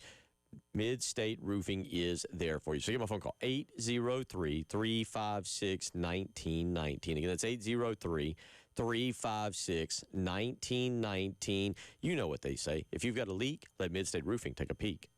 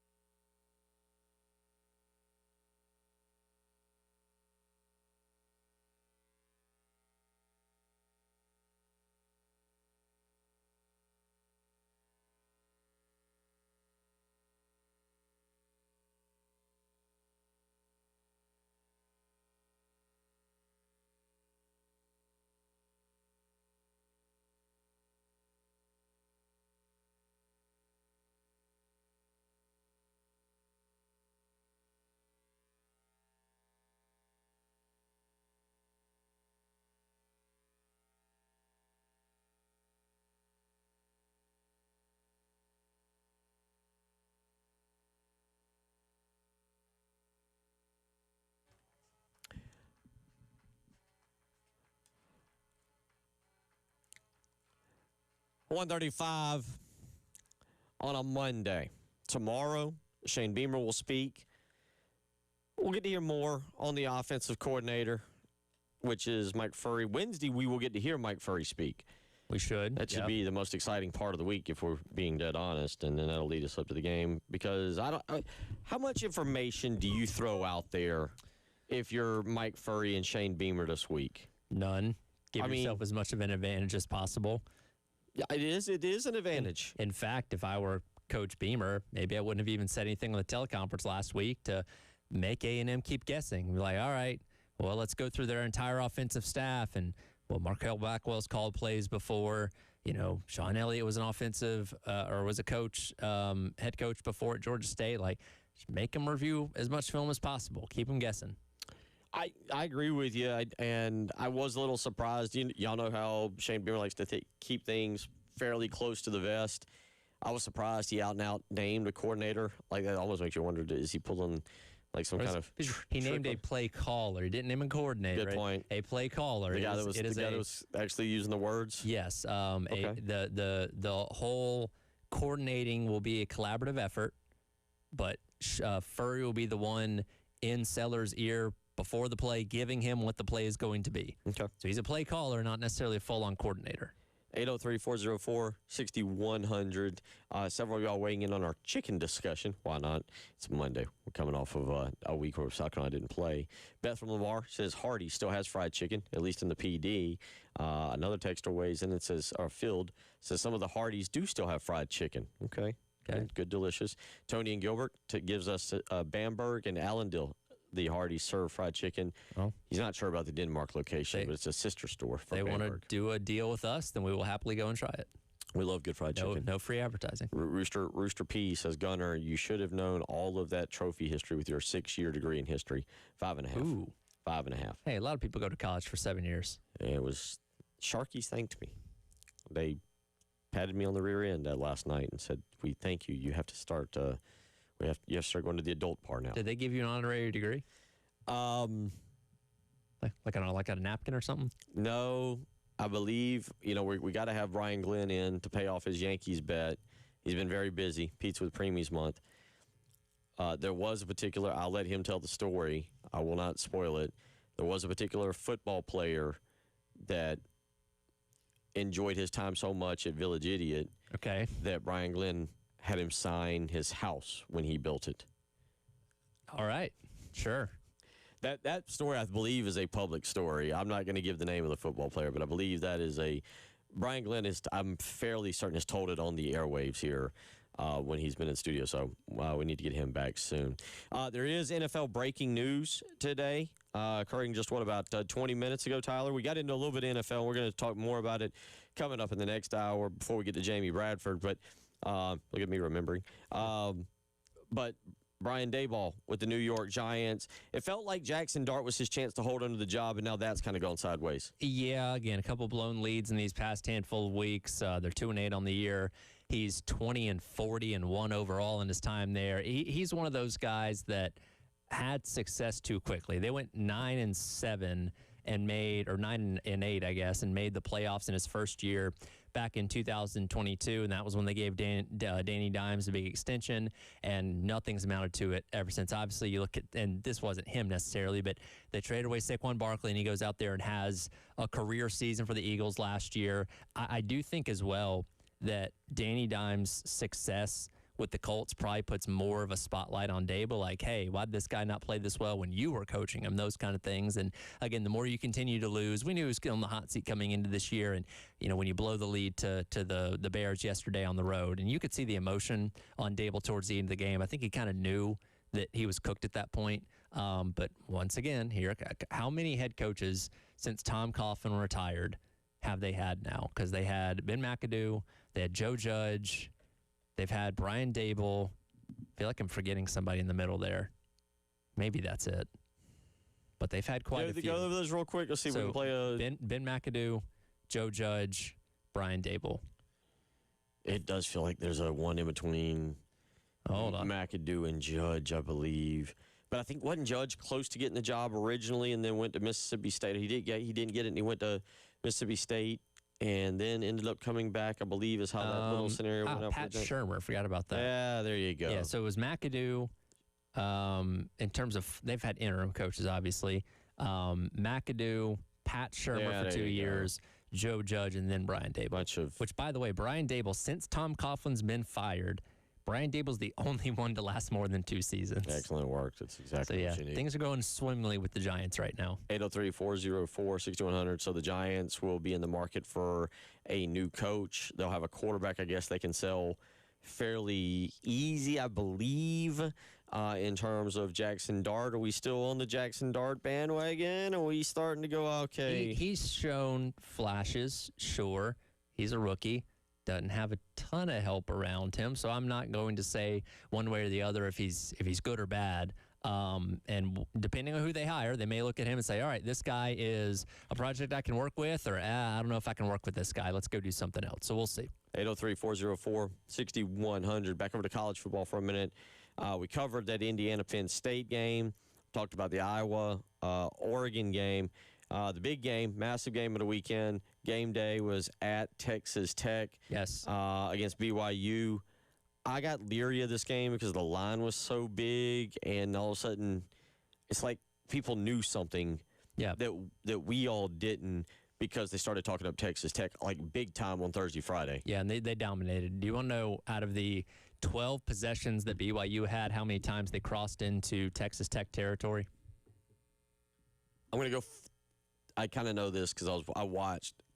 I want to say it was 4. 3. 3? Okay. One All of those right. was a touchdown, field goal miss, and then a turnover on downs at the end of the game. But, yeah, they had trouble crossing midfield against Texas Tech. And, again, these two teams were ranked 7th and 8th, respectively, going into the game. I'm interested to see tomorrow night what the committee does with BYU, because they're still alive in the Big 12 championship yeah. race, and if they beat Cincinnati in a couple weeks and win out, they'll be 11-1. They'll get another opportunity, and I personally think it benefits the Big 12 for BYU to win the revenge game and then get both teams in.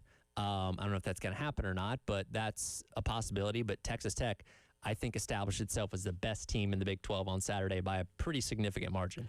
803-404-6100. We'll come back. See you on the phone lines, Ernest. We'll get to you, and we'll get the update. How was it at SmackDown on Friday night? We didn't know the schedule. We didn't know the matches. We didn't know all the matches. We'll get all the good information and tell you what's going on with SmackDown from Friday night. Get ready. What is it, Raw tonight?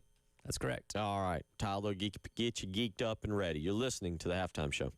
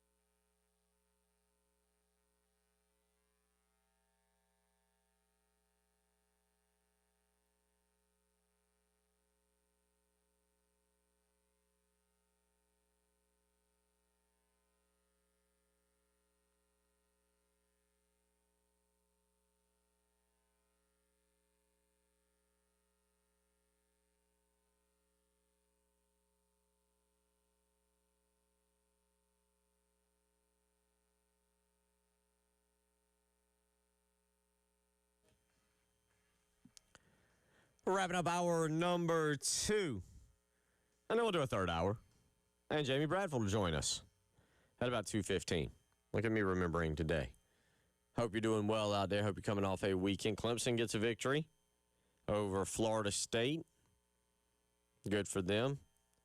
South Carolina gets the week off and now gets Texas A&M on Saturday at noon. I think we already knew this other part, but just to clarify, South Carolina's game against Coastal Carolina has officially been announced for November 22nd, so after this weekend, officially announced as the SEC Network 4:15 game. I believe it's 4:15. I'm going to pull that back up, but it'll be basically the mid-afternoon slot there, and it'll be on the SEC Network. So if you didn't know, just I think when they came out with the time slots, it said afternoon slot or however it was worded. So we already knew that's what it would be, but we get confirmation today that is indeed what it'll be. It again a 4:15 game on the SEC Network for the Gamecocks and the Chanticleers coming up on the 22nd. Let's get out to the phone lines. Ernest wanted to weigh in on Lenora Sellers. Ernest, how you doing? What's on your mind, my good man? Well, Bill, I'm doing fine. Sorry I couldn't catch Jen Jensen earlier. Just bear with me for a minute. But first of all, I want to give a shout-out. Happy 250th birthday to the United States Marine Corps. I know Jen Jensen's dad was one. I'm one. So happy birthday to all the Marines. Now, with Lenora Sellers, everybody's talking, oh, he may go pro, he may stay and go to a different college. What in your mind, I want to know, Bill, makes Miami possibly think they can come take Lenora Sellers down to the always crying conference when he wouldn't leave to go to another school in the SEC for $8 million? What makes them think they could possibly pull Lenora away? And then people say, well, oh, he could get hurt if he stays in college. He can get hurt if he goes pro. That's why they have these insurance policies out there. Okay, so let's not let the media get into Lenore's head. Let the kid make his own decision because he's already proven he's a Gamecock through and through. I think he stays another year, and I'll hang up and listen. Yeah, appreciate the phone call, and hopefully we'll see you out there at Charwood tomorrow for Veterans Day. And certainly I know I've seen you before. Got a great-looking truck there that you had wrapped, and again, hopefully we see you tomorrow. Look, it's college football. That's what college football is these days, Tom. There's no, I'm sorry, you don't know until he lines up next whatever day it is. I think it's September 5th next year against what is an unnamed opponent right now. I think. Yeah, they still, because that would have been the Miami game, so they still have to fill that. Okay, yeah. Against insert opponent here. Right. You'd love to say, well, when he gets back in January for winter workouts, we know he's officially on the team. Well, no, I know that the transfer portal. Look, you can put that transfer portal at any time you want, right, Tyler? Sure. Rules were made to be broken, and the NCAA right now is made to allow broken rules to be broken and snapped over their knee. Yeah. No, and to ask the question of why Miami thinks they can potentially snatch him if he does stay in college, because that's what everybody tries to do. And Miami has a lot of money to spend, and if they think that Sellers could help them out offensively, they're going to try and throw a bag at him. Now, that doesn't mean he's going to go or not, but they wouldn't be doing their job if they weren't trying, right? Yeah, and they may very well, look, it's in this day and age, they may very well offer plenty of incentives for, hey, bring along your brother Jaden. Oh, you need something for your mom or your dad? Miami's pretty sweet this time of the year. You want to check things out? Don't put it past them. And I don't say that because it's Miami.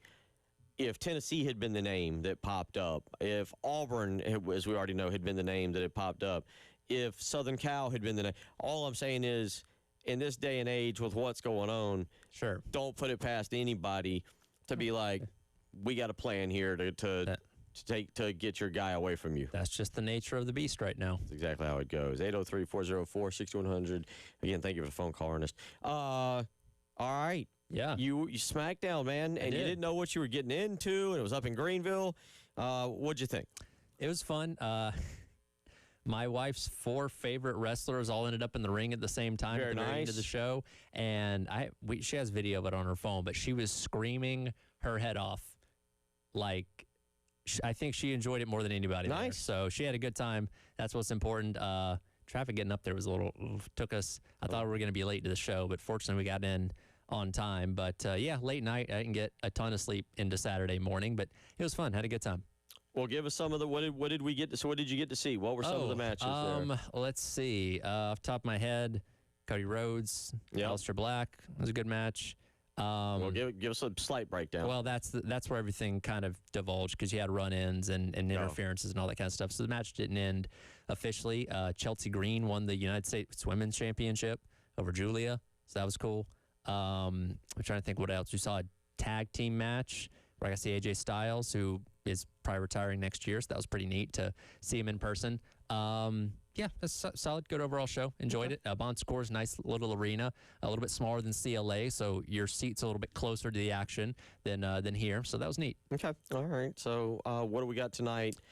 Just any kind of follow-ups tonight on Raw. John Cena's last time in Boston. He's retired in like a month, so he's from Boston. His first last time. His first last time in Boston, yes. In his 40s, I believe we Yes. said, is Yes. official. Don't worry, he'll be back in his 50s. They all make a comeback at some point. Look, everybody needs $1 at some point in your 50s, and what better way to show up and be Does John Cena need it, though? everybody? He's pretty well off. He's doing car Hey, commercials. Listen, He's what's his name? The superhero. does Lane Kiffin need another extra $4 million? Fair point. No, but 12 million speaks volumes over 8 million. So I'm just saying, 803-404-6100. We'll come back. We will get into hour 3. Jamie Bradford said to join us at 2:15 and 2:30, and we'll wrap the program up. There's your hour 3 schedule for the halftime show. We'll be back in just a minute.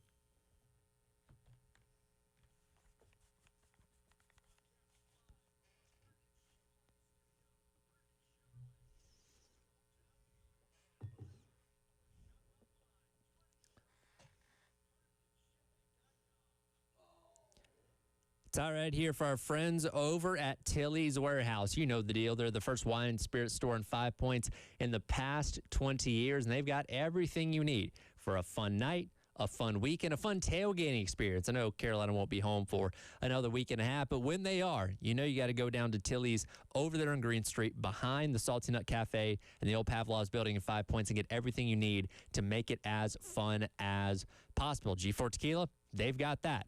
High Noons, Sun Cruiser, Surfsides, Cutwaters, everything you could want by the case. They got ready to drink things right by the cash register as well. And yes, as I mentioned, they also have G4 Tequila, in case you were wondering. If you mentioned this ad that you heard on 107.5 The Game, you can get 10% off any wine selection in the store as well. And stay connected with them on Instagram and Facebook, or visit their website at TillysWarehouse.com for more information and discover why Tilly's is your new must-visit spot over in 5 Points.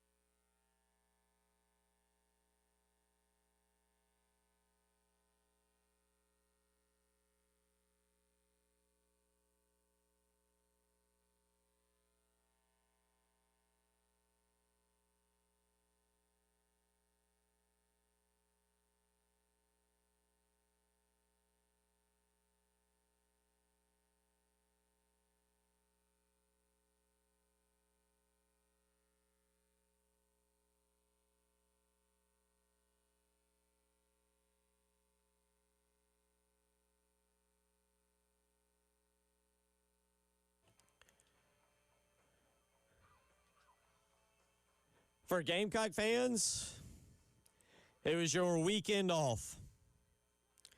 For Clemson fans, it was a weekend to get right. To some degree. Yeah, hey, man. Take them as you can get them right now. That was the first home victory for Clemson over a Power 4 team since October 19th of last year over Virginia. That sounds right. There's a lot of ballparking on my part to think that it's right, but I think I've got that one. Clemson will play on Friday night this week. They go to Louisville. See, Louisville, by the way, seems like a team who plays a lot of Friday night games. I don't know if it's just me, but and Louisville just probably eliminated themselves from playoff contention by losing to Cal over the weekend in overtime. And it's really funny to show you how much things have changed since the beginning of the year, because I think we looked at Clemson's schedule and said, that Louisville game, that might be the game that trips you up and keeps you out of the top 10 at that point of the year, trying to make the playoff and all that kind of stuff. And now we get that game, and I mean, for all intents and purposes, both teams are kind of out of playoff contention, and Louisville is the better team heading into this matchup than Clemson is. Yeah, it'll be interesting to me to see if indeed, who number one, right now, trying to figure out who gets to go to championship weeks, right? Whether it's the SEC or the ACC or even the Big 12. Good luck with that. That's going to be kind of wild. But going back to, Louisville, let's say they slip in, and I'm trying to think of who I need to pull after this past weekend. I need to pull the standings back up and see kind of how they have them after Virginia, after Wake Forest. Yeah, they have a 5-way tie at the top of the league right now with 5 teams with 1 loss. Yeah, so give it Georgia Tech, Virginia, Pitt, who plays Notre Dame this weekend, but not a conference game. Pitt, by the way, now ranked. They're 7-2. That's where game day will be at. Mm-hmm. So Georgia Tech, Virginia, Pitt, SMU, and Duke. Now Duke and I think it's Duke and Pitt play each other. And then, I think Georgia Tech plays Pitt, and then Duke plays Virginia, I believe. So you have 2 matchups between the 1-loss teams in the next couple weeks. That'll sort things out a little bit, but yeah, still very wide open. Now, Georgia Tech is going to be the highest-ranked ACC team, and again, it's kind of looking like a one big lead at this point, unless Georgia Tech were to win out and be 11-1. That would include a win over Georgia. Mm-hmm. If they were to lose the conference championship game as an 11-2 team, they might have a shot to still get in, because, again, the winner would get in automatically. That is the only hope the ACC has right now to get 2 teams in. I will say, for what it's worth, I forgot about I knew something was off with Virginia. Virginia lost the second game of the year to NC State. Yeah, but it didn't count because it wasn't a conference game. There you go. So they only have 1 conference loss. That came to Wake Forest this weekend. And as you mentioned, Virginia just got Duke coming up this weekend, and then apparently Virginia, and it says to be decided on the ESPN app. Yes. Okay, so to be decided on that. There you go. 803-404-6100. That's how you can weigh in if you'd like to do that this afternoon. Again, Jamie Bradford coming up here in about 10 minutes. Let's just kind of look back for a second at the weekend that was on the college football gridiron. We talked about Indiana and Penn State. You go out, and if you're Indiana right now, they've rolled over people, Tyler. Mm-hmm. They finally get tested. It looks like they're going down, and we played the Gus Johnson clip. We'll play that again here in just a second. They get the job done, and I don't know how people feel about them because, like I said, I kind of was pulling against them. Sure. Well, look, Curt Cignetti's a little brash. He's not afraid to poke the bear a little bit, and I thought, is it Jenny Taft that's on the sidelines now for Big Noon kickoff? I can't remember. Either way, whoever that is that interviews him, before the game talked about, hey, Indiana's never won here. And he's like, well, this team's never played here, which he's right. Like, this is not your dad or granddad's or anybody's Indiana football. So much like we talk about A&M, I think you have to kind of make a different reference when you're talking about these teams and their history. Like, he's establishing a new identity. And again, go back and look at every national champion in the past 25 years. Very rarely are you going to find a team that just obliterated every opponent. Even the teams that went undefeated all the way through. This was a test, a survival game against, again, a still talented Penn State team that Indiana had to find a way to win. Fernando Mendoza, who may have given us his Heisman moment, by the way, on Saturday with that touchdown throw, had to orchestrate a drive at the end of the game to go down and take the lead, and they did it. That was the first big game. We talked about Iowa, Oregon. Oregon kicks a field goal at the buzzer to get the victory. It was cold. It was rainy. Kirk Ferentz wanted snow. Dan Lanning's sweater probably weighed 30 pounds after the game. It looked like a game. I kept debating as I'm watching, and obviously here it's getting dark at 6 o'clock, and it just felt like a late season. Sure. Just bummer. It was a great game to watch. Oregon gets it done, and I asked the question earlier. Oregon with one loss, and that one loss is to Indiana. Should they right now be the front runner for the number 4 spot? Whereas right now, one team, there's 3 undefeateds left. One, but it will probably end up being a one-loss team. Obviously, we could have a bunch, but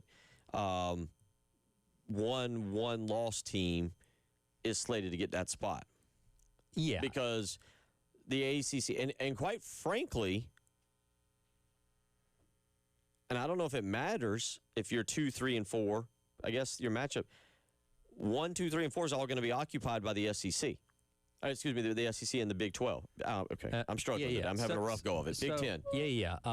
Big Ten. Because it seems like the way things are going, the Big Ten and the SEC champs will have one of those spots, maybe 1 and 2. We'll see. But yeah, I don't know even if Texas Tech wins out. It'll be interesting to see where they're ranked tomorrow night because they did beat the number 7 team pretty thoroughly.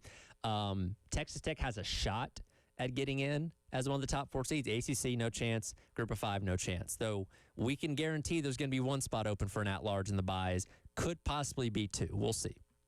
We'll find out, and we'll do that tomorrow. Tyler and I will have our rankings, and we'll go from there. We also might want to play a game of you look down the line, who's most in danger of feeling good but then being eliminated out of that group. 803-404-6100. One other game from the weekend. Georgia, no problem whatsoever with Mississippi State. We kind of had them on upset alert. Yeah. Some things break their way early on. They get rolling. 41-21 is the final there. It's the most complete game they played the entire year. Played full 4 quarters. And yeah, maybe that's them kind of peaking at the right time. Because again, we know how talented they are. We know what they're capable of. And again, they hadn't played their best football for most of the year, but that was their most complete game. We'll see if that resonates to playing Texas this upcoming weekend. Georgia Tech on Black Friday in a couple weeks. They're not a shoo-in for the playoff at the moment. They still got some tough challenges to come. And then again, one other one. Alabama 20-9 over LSU in a game that took me back to boring Alabama LSU football. Well, it's really funny.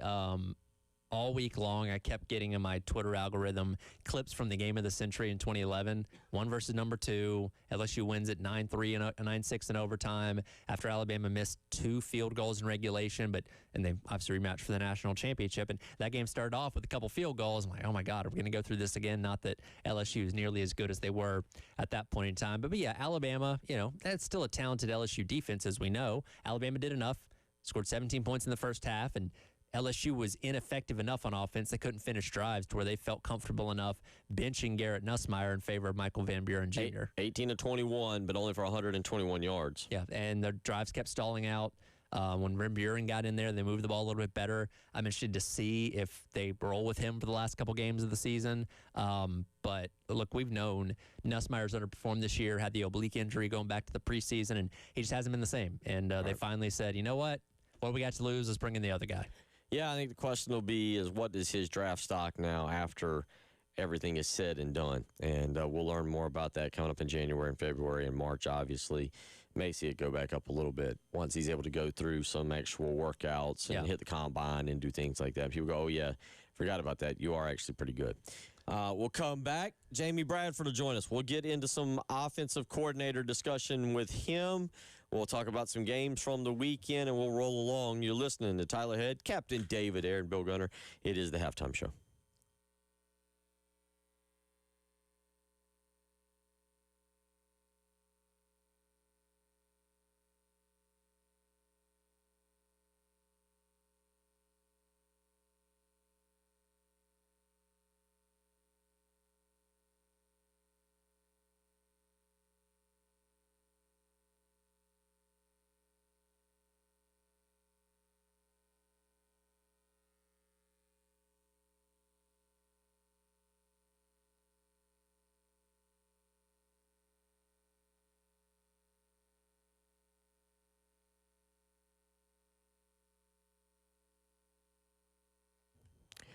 Bill Gunner for the Mortgage Guru, Jacob Crowder, and the First Palmetto Bank. Now, you hear me talk about it every day. We're getting a little bit closer to 2026, and while you're probably thinking about the turkey you got to buy or the Christmas gifts you need to purchase coming up, one of the things you might be doing is thinking about the big purchase you want to make in 2026, and that might be a new home.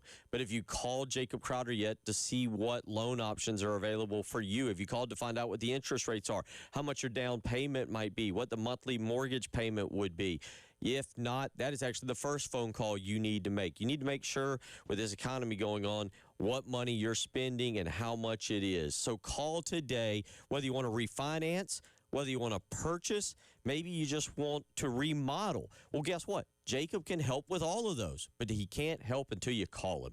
803-719-1005. Again, that's 803-719-1005. He's the Mortgage Guru, Jacob Crowder, First Palmetto Bank.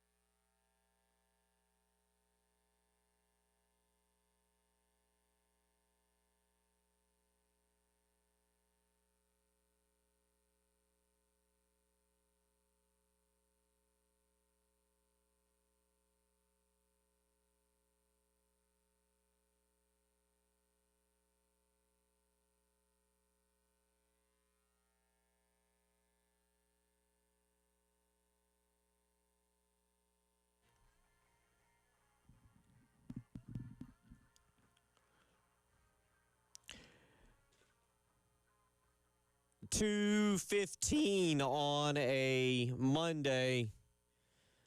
Our blinds are down, but I believe I just saw Michie Johnson shoot another three for the Gamecocks. They've just launched their 76th three-pointer through 2 games now. And I think him hitting a three-pointer from the front steps of the State House is probably about equal distance to where he was shooting from at times last night, especially late. Jamie Bradford, welcome in. Hope you're doing well. I don't know if the weather is as cold down there in Charleston as it is now here in Columbia. If so, I entirely blame you, but forgive you. Mm-hmm. Did you watch that basketball game last night, and were you one of what I'll just say probably was the few who was like, we still can win this thing with a minute to go? No, who won? Did Carolina win? No, I'm just kidding, man. Of course I watched it. There was a lot of people that gave up. I was following along on the BigSpur.com because there was some solid comedy taking place. And That's normal. I mean, look, message words. I will admit, I needed a laugh. I was getting more than I bargained for with laughs because fan is short for fanatic, and people were losing their mind. And look, it is what it is. You win the game and you move on. That's not going to be a good Southern Miss team. But I'll ask you this, and then I'll come back and ask Tyler. With a minute to go, are you like, wow, they're going to actually lose this game? I mean, because I'll freely admit, a minute to go, I was 1-1. I was chalking it to an L. What was their exact score with a minute to go? I'm about to pull it back up. They were, pretty sure they were down 6. I want to say they were down 8, and they hit. That's might have been 8. But I could go ahead. What did you have it? When did? No, I wasn't thinking that, but I also wasn't thinking they were going to win. I was just watching it, saying, can they get something big to happen here to have a chance to win it at the end? Was what I was thinking. But I disagree with you on something. Okay. And I could be wrong, and you could be wrong. Who knows? But I don't know that Southern Miss is going to be as bad as everybody thinks, and let me tell you why. I do have a formula behind this opinion. Okay, formula. All right.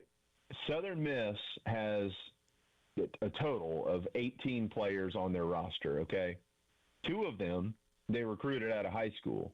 16 of them are from the transfer portal, and 13 of them are from the transfer portal this year. So you're talking about 13 kids who've never played together. This is their 3rd game together, okay?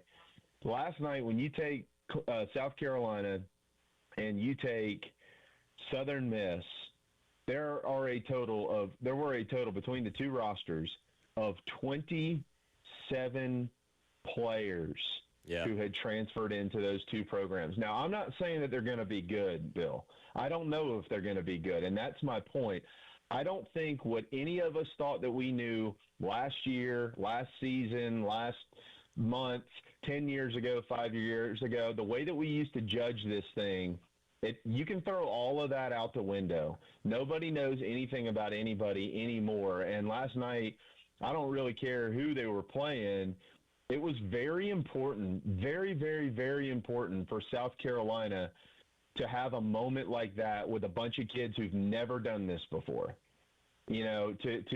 To be able to, I mean, Michie made the highlight plays. He was not the only one that made the plays down the stretch. It was very important for those guys to be able to get a win like this and celebrate that and understand that. So I think when we look at the schedule, I think, yes, there are certain teams you're going to look at and you're going to go, Carolina is much better than them. They should be fine, or that team's much better than South Carolina. They're going to be in big trouble. You'll be able to pick those out.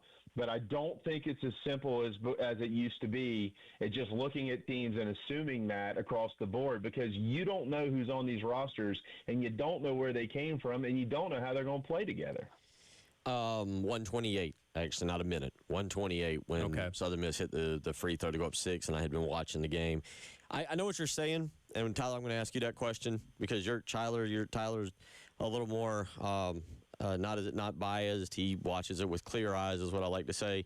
But I've watched a lot of basketball, and look, now, the first 9 or 10 minutes? Is that right? I'd have to go back and look. Yeah, they jumped out.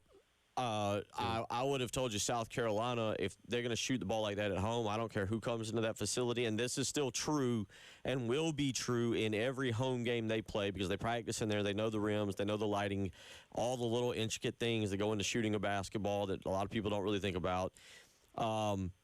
They can get hot, and they will, and I'll go ahead and call it, they will get somebody much like they got Arkansas last year. And they may get 2 teams. They may get 3. I have no clue. Now, on the flip side of that, how they played for the following, I'm going to say 10 minutes. Let's see, stretch out to 20. So about the following 28 minutes after that, they may not win a game in the SEC. That was a wild swing of me watching and Eli Ellis hitting stuff and going, wow, this team's got a lot of potential to, oh, boy. It could be rough, and that's where I go, and that's why I didn't think down the stretch. Tyler, were you in with me? A minute 28, Southern Miss hits the free throw. They go up 68-62. No, because I think Carolina had closed the gap enough because they were down on, I believe, the most by 11, right? So they narrowed the gap a little bit. Michi had made a couple threes in the last couple minutes, so he's kind of heating up. So I felt like they had a little bit of momentum go in their favor, and then he just goes off there in the final minute or so to obviously tie things. But to your point, and Jamie, I ask you the question here, as Bill was kind of alluding to, this kind of seemed like last night almost kind of set up for what the expectations for this season are going to be, where there's going to be a lot of really, really high moments, probably some low moments, probably some moments in between. But when you have offense like that, you're going to be able to compete with everybody. You don't know if the defense is going to be able to do enough to stop a lot of teams. But like Bill said, they're probably going to find themselves picking off a team or two they don't have any business beating, but also could lose to some teams that probably shouldn't have any business losing to as well. Yeah, spot on, and that's exactly why I said what I said a minute ago about why it was so important to get a win like this, to prove to yourselves you can. Like, they're not waking up today and saying, well, you know, that was only Southern Miss. You know, it would have meant a lot more if we came back like that against Florida.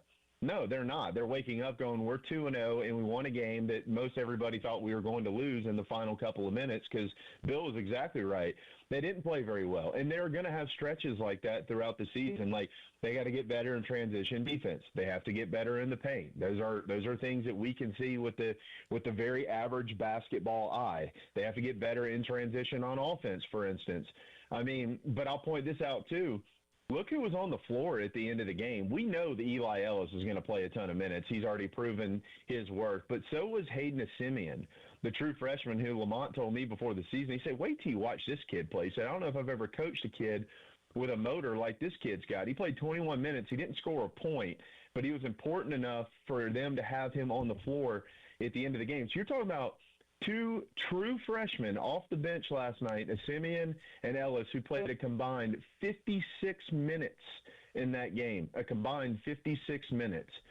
That tells you a lot. You know, it's going to be a team that just continues to have to grow up. They're going to have some rough moments. They're going to fire a lot of threes. They're probably going to live by it. They're probably going to die by it. But they're going to also have to find ways to be able to ease some of the pain when they are kind of dying by it, right? Like, they're going to have to do some things in the paint to where they're not having to shoot 40-something of these a game. I think they're pretty good for about 30 a game. And the difference, I'll add this too, and then I'll shut up and let y'all talk because it's your show. But I'll add this too. As opposed to some other years around here, Tyler, like you were just saying a minute ago, we've seen teams in Columbia that will fire off 30 and 35 three-pointers, and you're like, oh, my God, this team can't hit. Why are they shooting that many threes? They can't hit them. This team can hit them. It doesn't mean they'll hit them every single time, but when they're shooting 30 and 35 three-pointers, you could probably count on the fact that about 13 or more of those are going to go in each night. They just have to find a way to make those points in the paint count. I need to see more. I need to see more. And you and JC, y'all need to get in a little room and figure out who's more negative. I'm y'all not need being to negative. Have a I negative. just I'm not saying they're going to be awesome. I don't know how good they're going to be, but I am saying they should celebrate last night's win. And people shouldn't be like down in the dumps about it. Like, they lose that game last year, and we all know that. I don't know. See, I don't even know if I go that far. Maybe they do, maybe they don't. But I guess what I come of that is I am concerned about the post players. You're not getting whatever you expected. In my opinion, maybe I'm wrong. Maybe I'm completely wrong. You'd have to ask Lamont Paris. You're not getting what you expected from Elijah Strong. No. You're right. Why? Say the name again. The other big fellow who played 2 minutes last night. Creased Isandiko. Asandiko. Yeah. Thank you. I was going to say Asandiko. Gives you 2 minutes. Whatever it is, he's not ready to. He's not ready. You hope by January he's ready to give you just like 8 or 10 minutes to come in. I personally think Jordan Butler has a lot of potential, but it's still to be determined. I think he's trying. I know this sounds kind of little leaguish. I think he's trying harder, but there's things he needs to do in a game that don't seem to be coming naturally to him right now. So I'm kind of interested. I'm glancing real quick. I want to throw this at y'all before we hit the break here. All right. So right now they have shot 75 3-pointers through 2 games. Okay. The most in a year is 809. And that came, actually, I did not realize this until just now as I'm looking at the record book. Do y'all know when the team shot 809? No clue. Want to take a gander or a guess? I would. Is it recent? Yes. Yeah, maybe just a couple of years ago. It was last year. Was it last year? I Yeah. didn't realize 2023 they shot 755, which is the 4th most. Last year they shot 809. You start doing the math on that, it gives you a little bit of a real, not a little bit, it gives you a true look into what Lamont Paris's offense is all about. Because, Well, yeah. again, 75. I mean, last year to get to 809, they had to average 23 a game in 34 games. They're well past that right now, averaging 37.5 a game. And if you round that out to what I believe is 12 non-conference, 18 conference, 30 games, I could be leaving a few out here. That's a solid 1,125 three-pointers taken in a year. That is But just a number. Hit about 700 of those, and you'll be in the Sweet 16.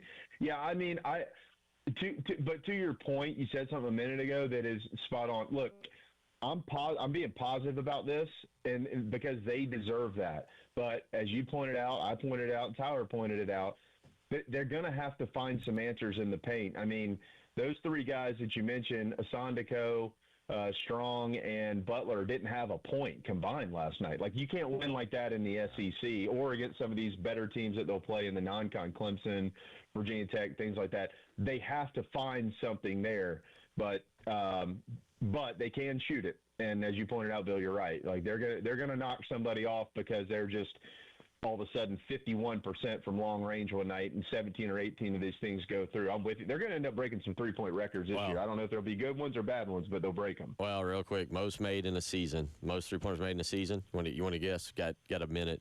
You want to guess the year? Honestly, no clue. I mean, it's got to be a year where they've had multiple shooters. So I'm going was off. it when Devin and Zam played? It was last year.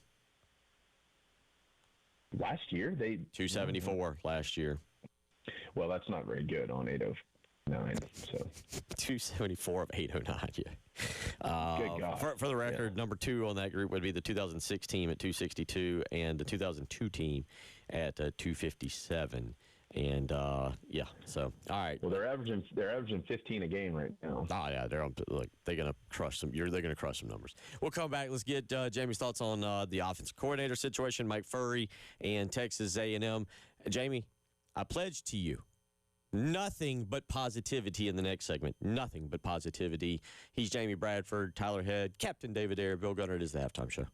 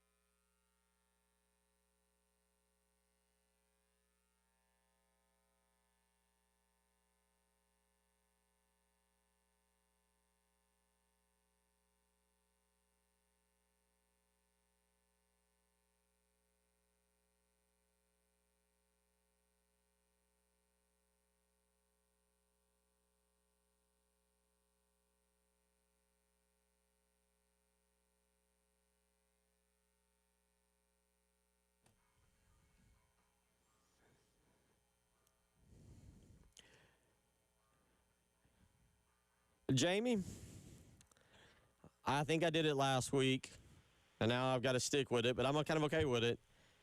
I think South Carolina goes into College Station and pulls the upset. And I feel kind of bad saying that because I feel like, you know how the people out in College Station are. They listen to our shows, your shows, our shows all the time, and this will be the bulletin board material. They'll play Bill Gunner's clip all week. Mike Elko will give a big speech. The little short guy for the game radio thinks we're going to lose, and it'll rally them, and it'll be a big talking point on Saturday afternoon. They'll probably have this right here, replaying it, and then when A&M wins, all the Gamecock fans will be mad at me, and poor Tyler will have to deal with it. I'm taking Monday off. All right, Jamie, there's positivity for you. Well, I can understand if you're not that positive about Carolina football. I mean, they've got a track record. Well, that's a heck of a prediction. A&M looks like the best team in the league right now. What makes you say that? So I love that the game is early, an 11 a.m. kickoff. I love that in College Station. I love College Station, by the way. I'll tell you this. I know with us going to the new schedule, and it's too late now, and not getting A&M every year, I know it's been a little quirky, and it's kind of like Missouri. It hadn't always felt right, and I don't think, from what I've heard about the Missouri road trip, A&M was awesome. I will go back to, if I was healthy, I would go to A&M. Right now, I would be searching flights here, and I'd be mumbling through whatever I'd be saying to you. I would go to A&M. It is, even in an early game, but I think you getting them at 11 a.m. their time, I think that's big. I think A&M's due, like Penn State and Indiana, I think that they're due for one letdown game. And I think Clayton White, I like him in this game against Marcel Reed. And then this brings me to the final point. Mike Furry is a total unknown. Or Sean Elliott and Mike Furry.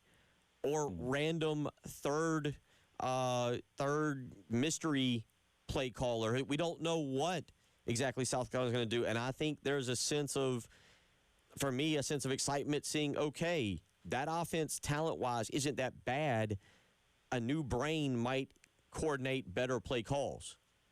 Mm-hmm.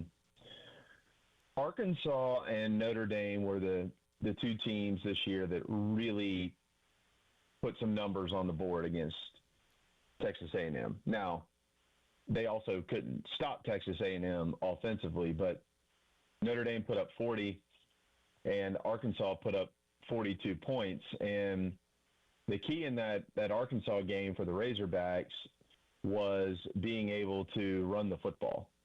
They ran it 32 times for 268 yards in that game. Now, I'm not in any way, shape, or form predicting that that's something that South Carolina is going to do. But Taylor Green had 85 of those yards on 12 carries, and he scored a couple of touchdowns. And, I was talking to my buddy Pat DeMarco earlier today, and I asked him, I said, in your mind, what is important for South Carolina to have a chance to win this thing? And he said it's the old SEC adage in this ball game. You got to stop the run or slow it down, and you're going to have to be able to run the football.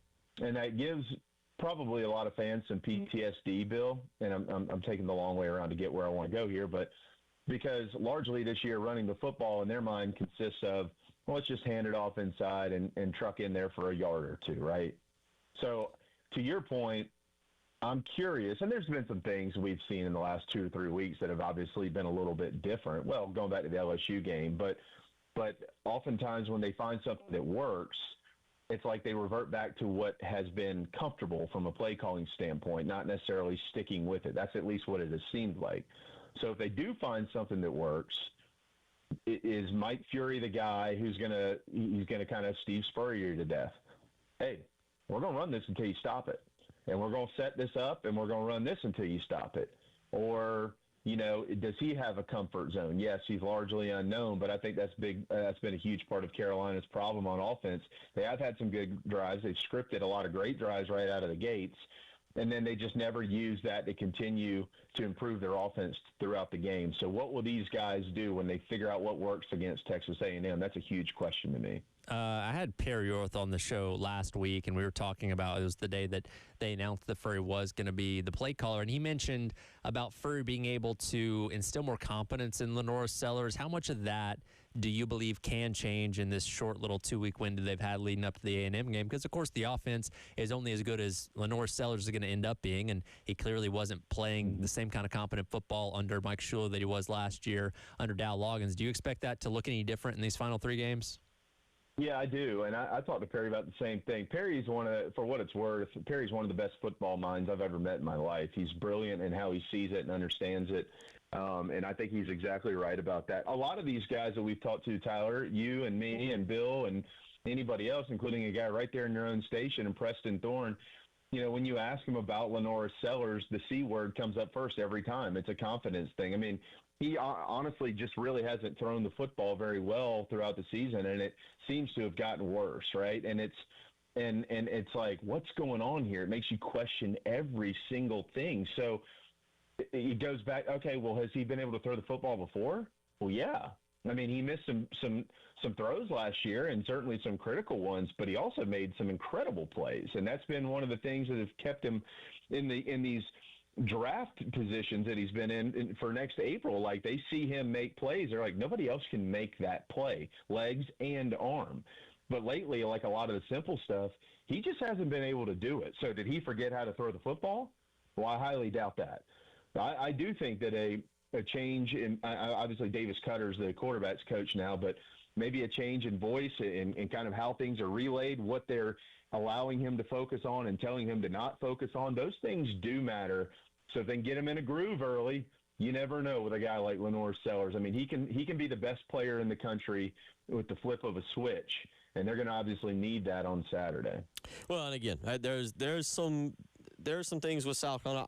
I will say I'm interested to see just where where the players' investment are, right? Like, do you still have everyone bought in and believing they can win this game and still get to a bowl game at 6-6? Or do you have guys who are making the trip almost against their will? And we know that that's starting to happen across college football, and it'll be curious to see before what we learn tomorrow when Shane Beamer talks. Jamie, we always appreciate it. We'll let you out on final thought there. I've given you my prediction, but final thoughts on just what you want to see. You've got about a minute and 20 seconds, but on Mike Furry on Saturday afternoon.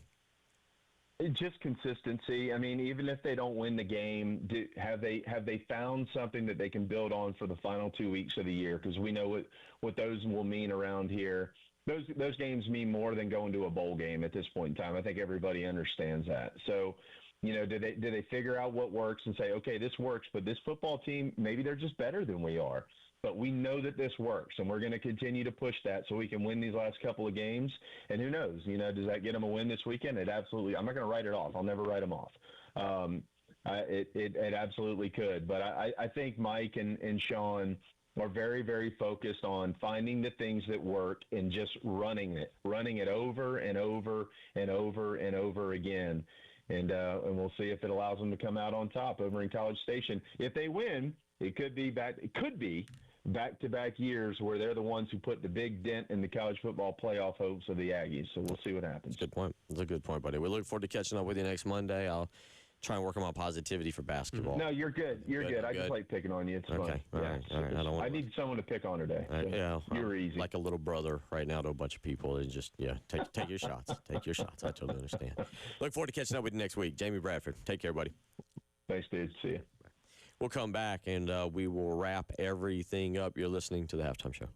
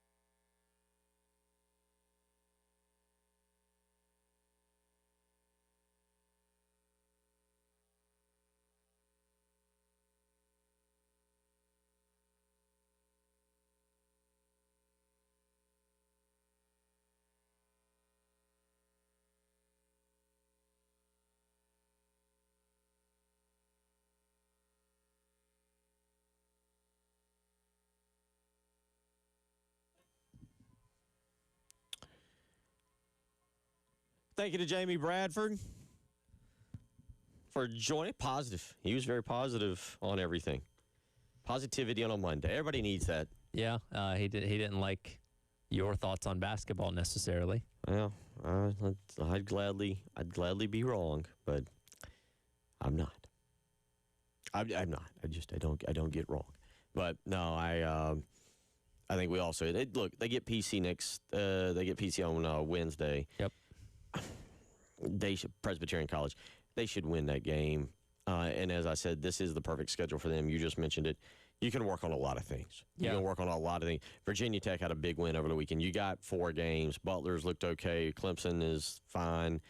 Clemson's going to be very difficult. Virginia Tech, I think, is going to be good. I have not followed Northwestern. I have no idea what's going on. I'll look at that in a minute. I'm busy right now looking at the weather report because tonight, the NFL, I've told you, being sick or something and watching a little more NFL, it excites me.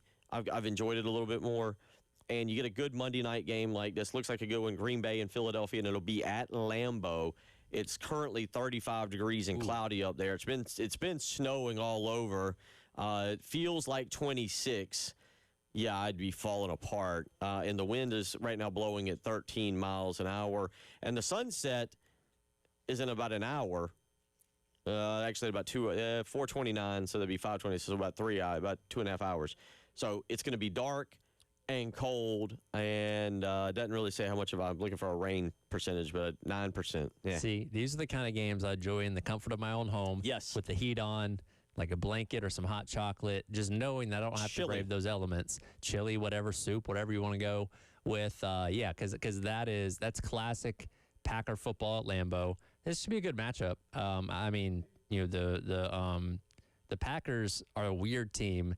They have one of the best records, but 2 of the most confusing losses to the Browns and the Panthers last week. Obviously, got that tie with the Cowboys as well. I don't know. I'm excited. I think it's a pretty even matchup. Should be a good game.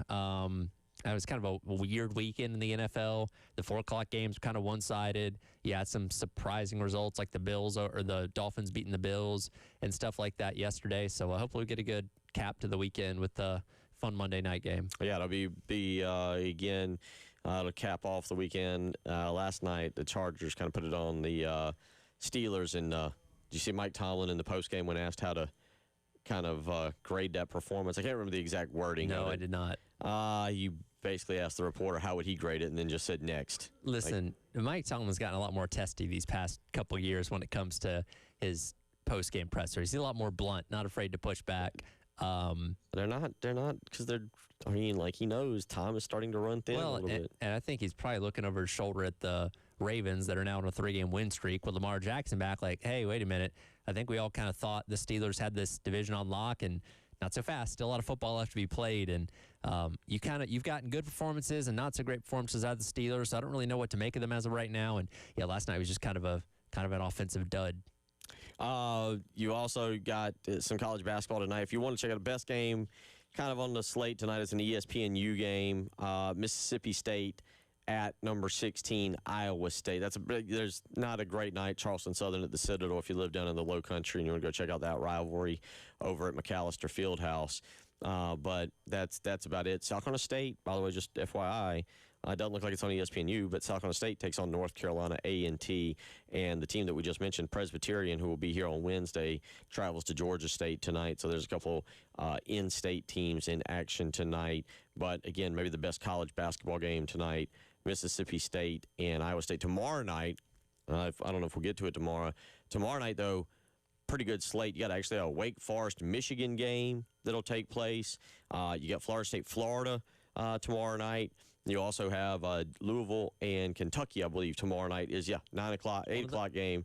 Number 9, Kentucky, and number 12, Louisville. And those two really, really, really don't like each other. Is that one of the Champions Classics? No. It's just the rivalry. I know typically the second playoff reveal is usually at the Champions Classic. I believe that is, I've got it written, actually, it's in my phone. It is, because I didn't want to miss some good early season basketball games. And so I've got them down. The Champions Classic is actually next Tuesday night, the 18th, Michigan State, Kentucky. So it'll be the third playoff rankings then. Okay. Yeah, so we got that going for us. Final thoughts from today as we come back now from the weekend that was in college football. Did you learn anything at all? I learned this year is still as wide open as ever. My confidence in Carolina's abilities in the last 3 games hasn't really changed. Maybe it'll change as I dive more into A&M as the week goes along, but you got to let your work cut out for you this weekend. We'll see. All right. So I really took away that Indiana I might actually have to recognize them as a legit national title contender. Kirk Cignetti might actually be the second coming of Nick Saban. We're all going to have to deal with it. We'll talk more about it tomorrow. Shane Beamer talks tomorrow at 1 o'clock. You'll hear that right here on 107.5 The Game. Y'all have a great rest of your Monday afternoon.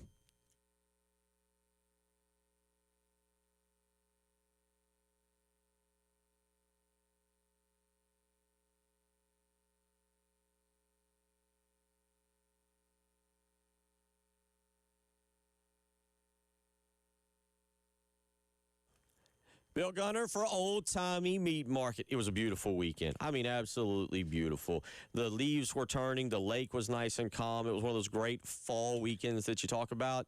And at the Gunner household, that meant breaking out the grill or the smoke, and we did both this weekend. And it started with a trip to Old Timey Meat Market for hamburgers. That's right. Kids wanted hamburgers. Got to go with them, right? And at Old Timey Meat Market, you can get bacon cheddar burgers. You can even go with jalapeno burgers. That's right. Handmade right there in the back, and they are delicious. Go find out for yourself. Go visit one of their 3 locations, St. Andrews Road in Irmo, South Congaree, or, of course, the Lexington store. Pretty much guaranteed to run into me. Maybe you want a great cut of steak. Well, guess what? You're going to get that at Old Timey Meat Market. Or you're looking for chicken or fish. They have it all, and it is the very first place you need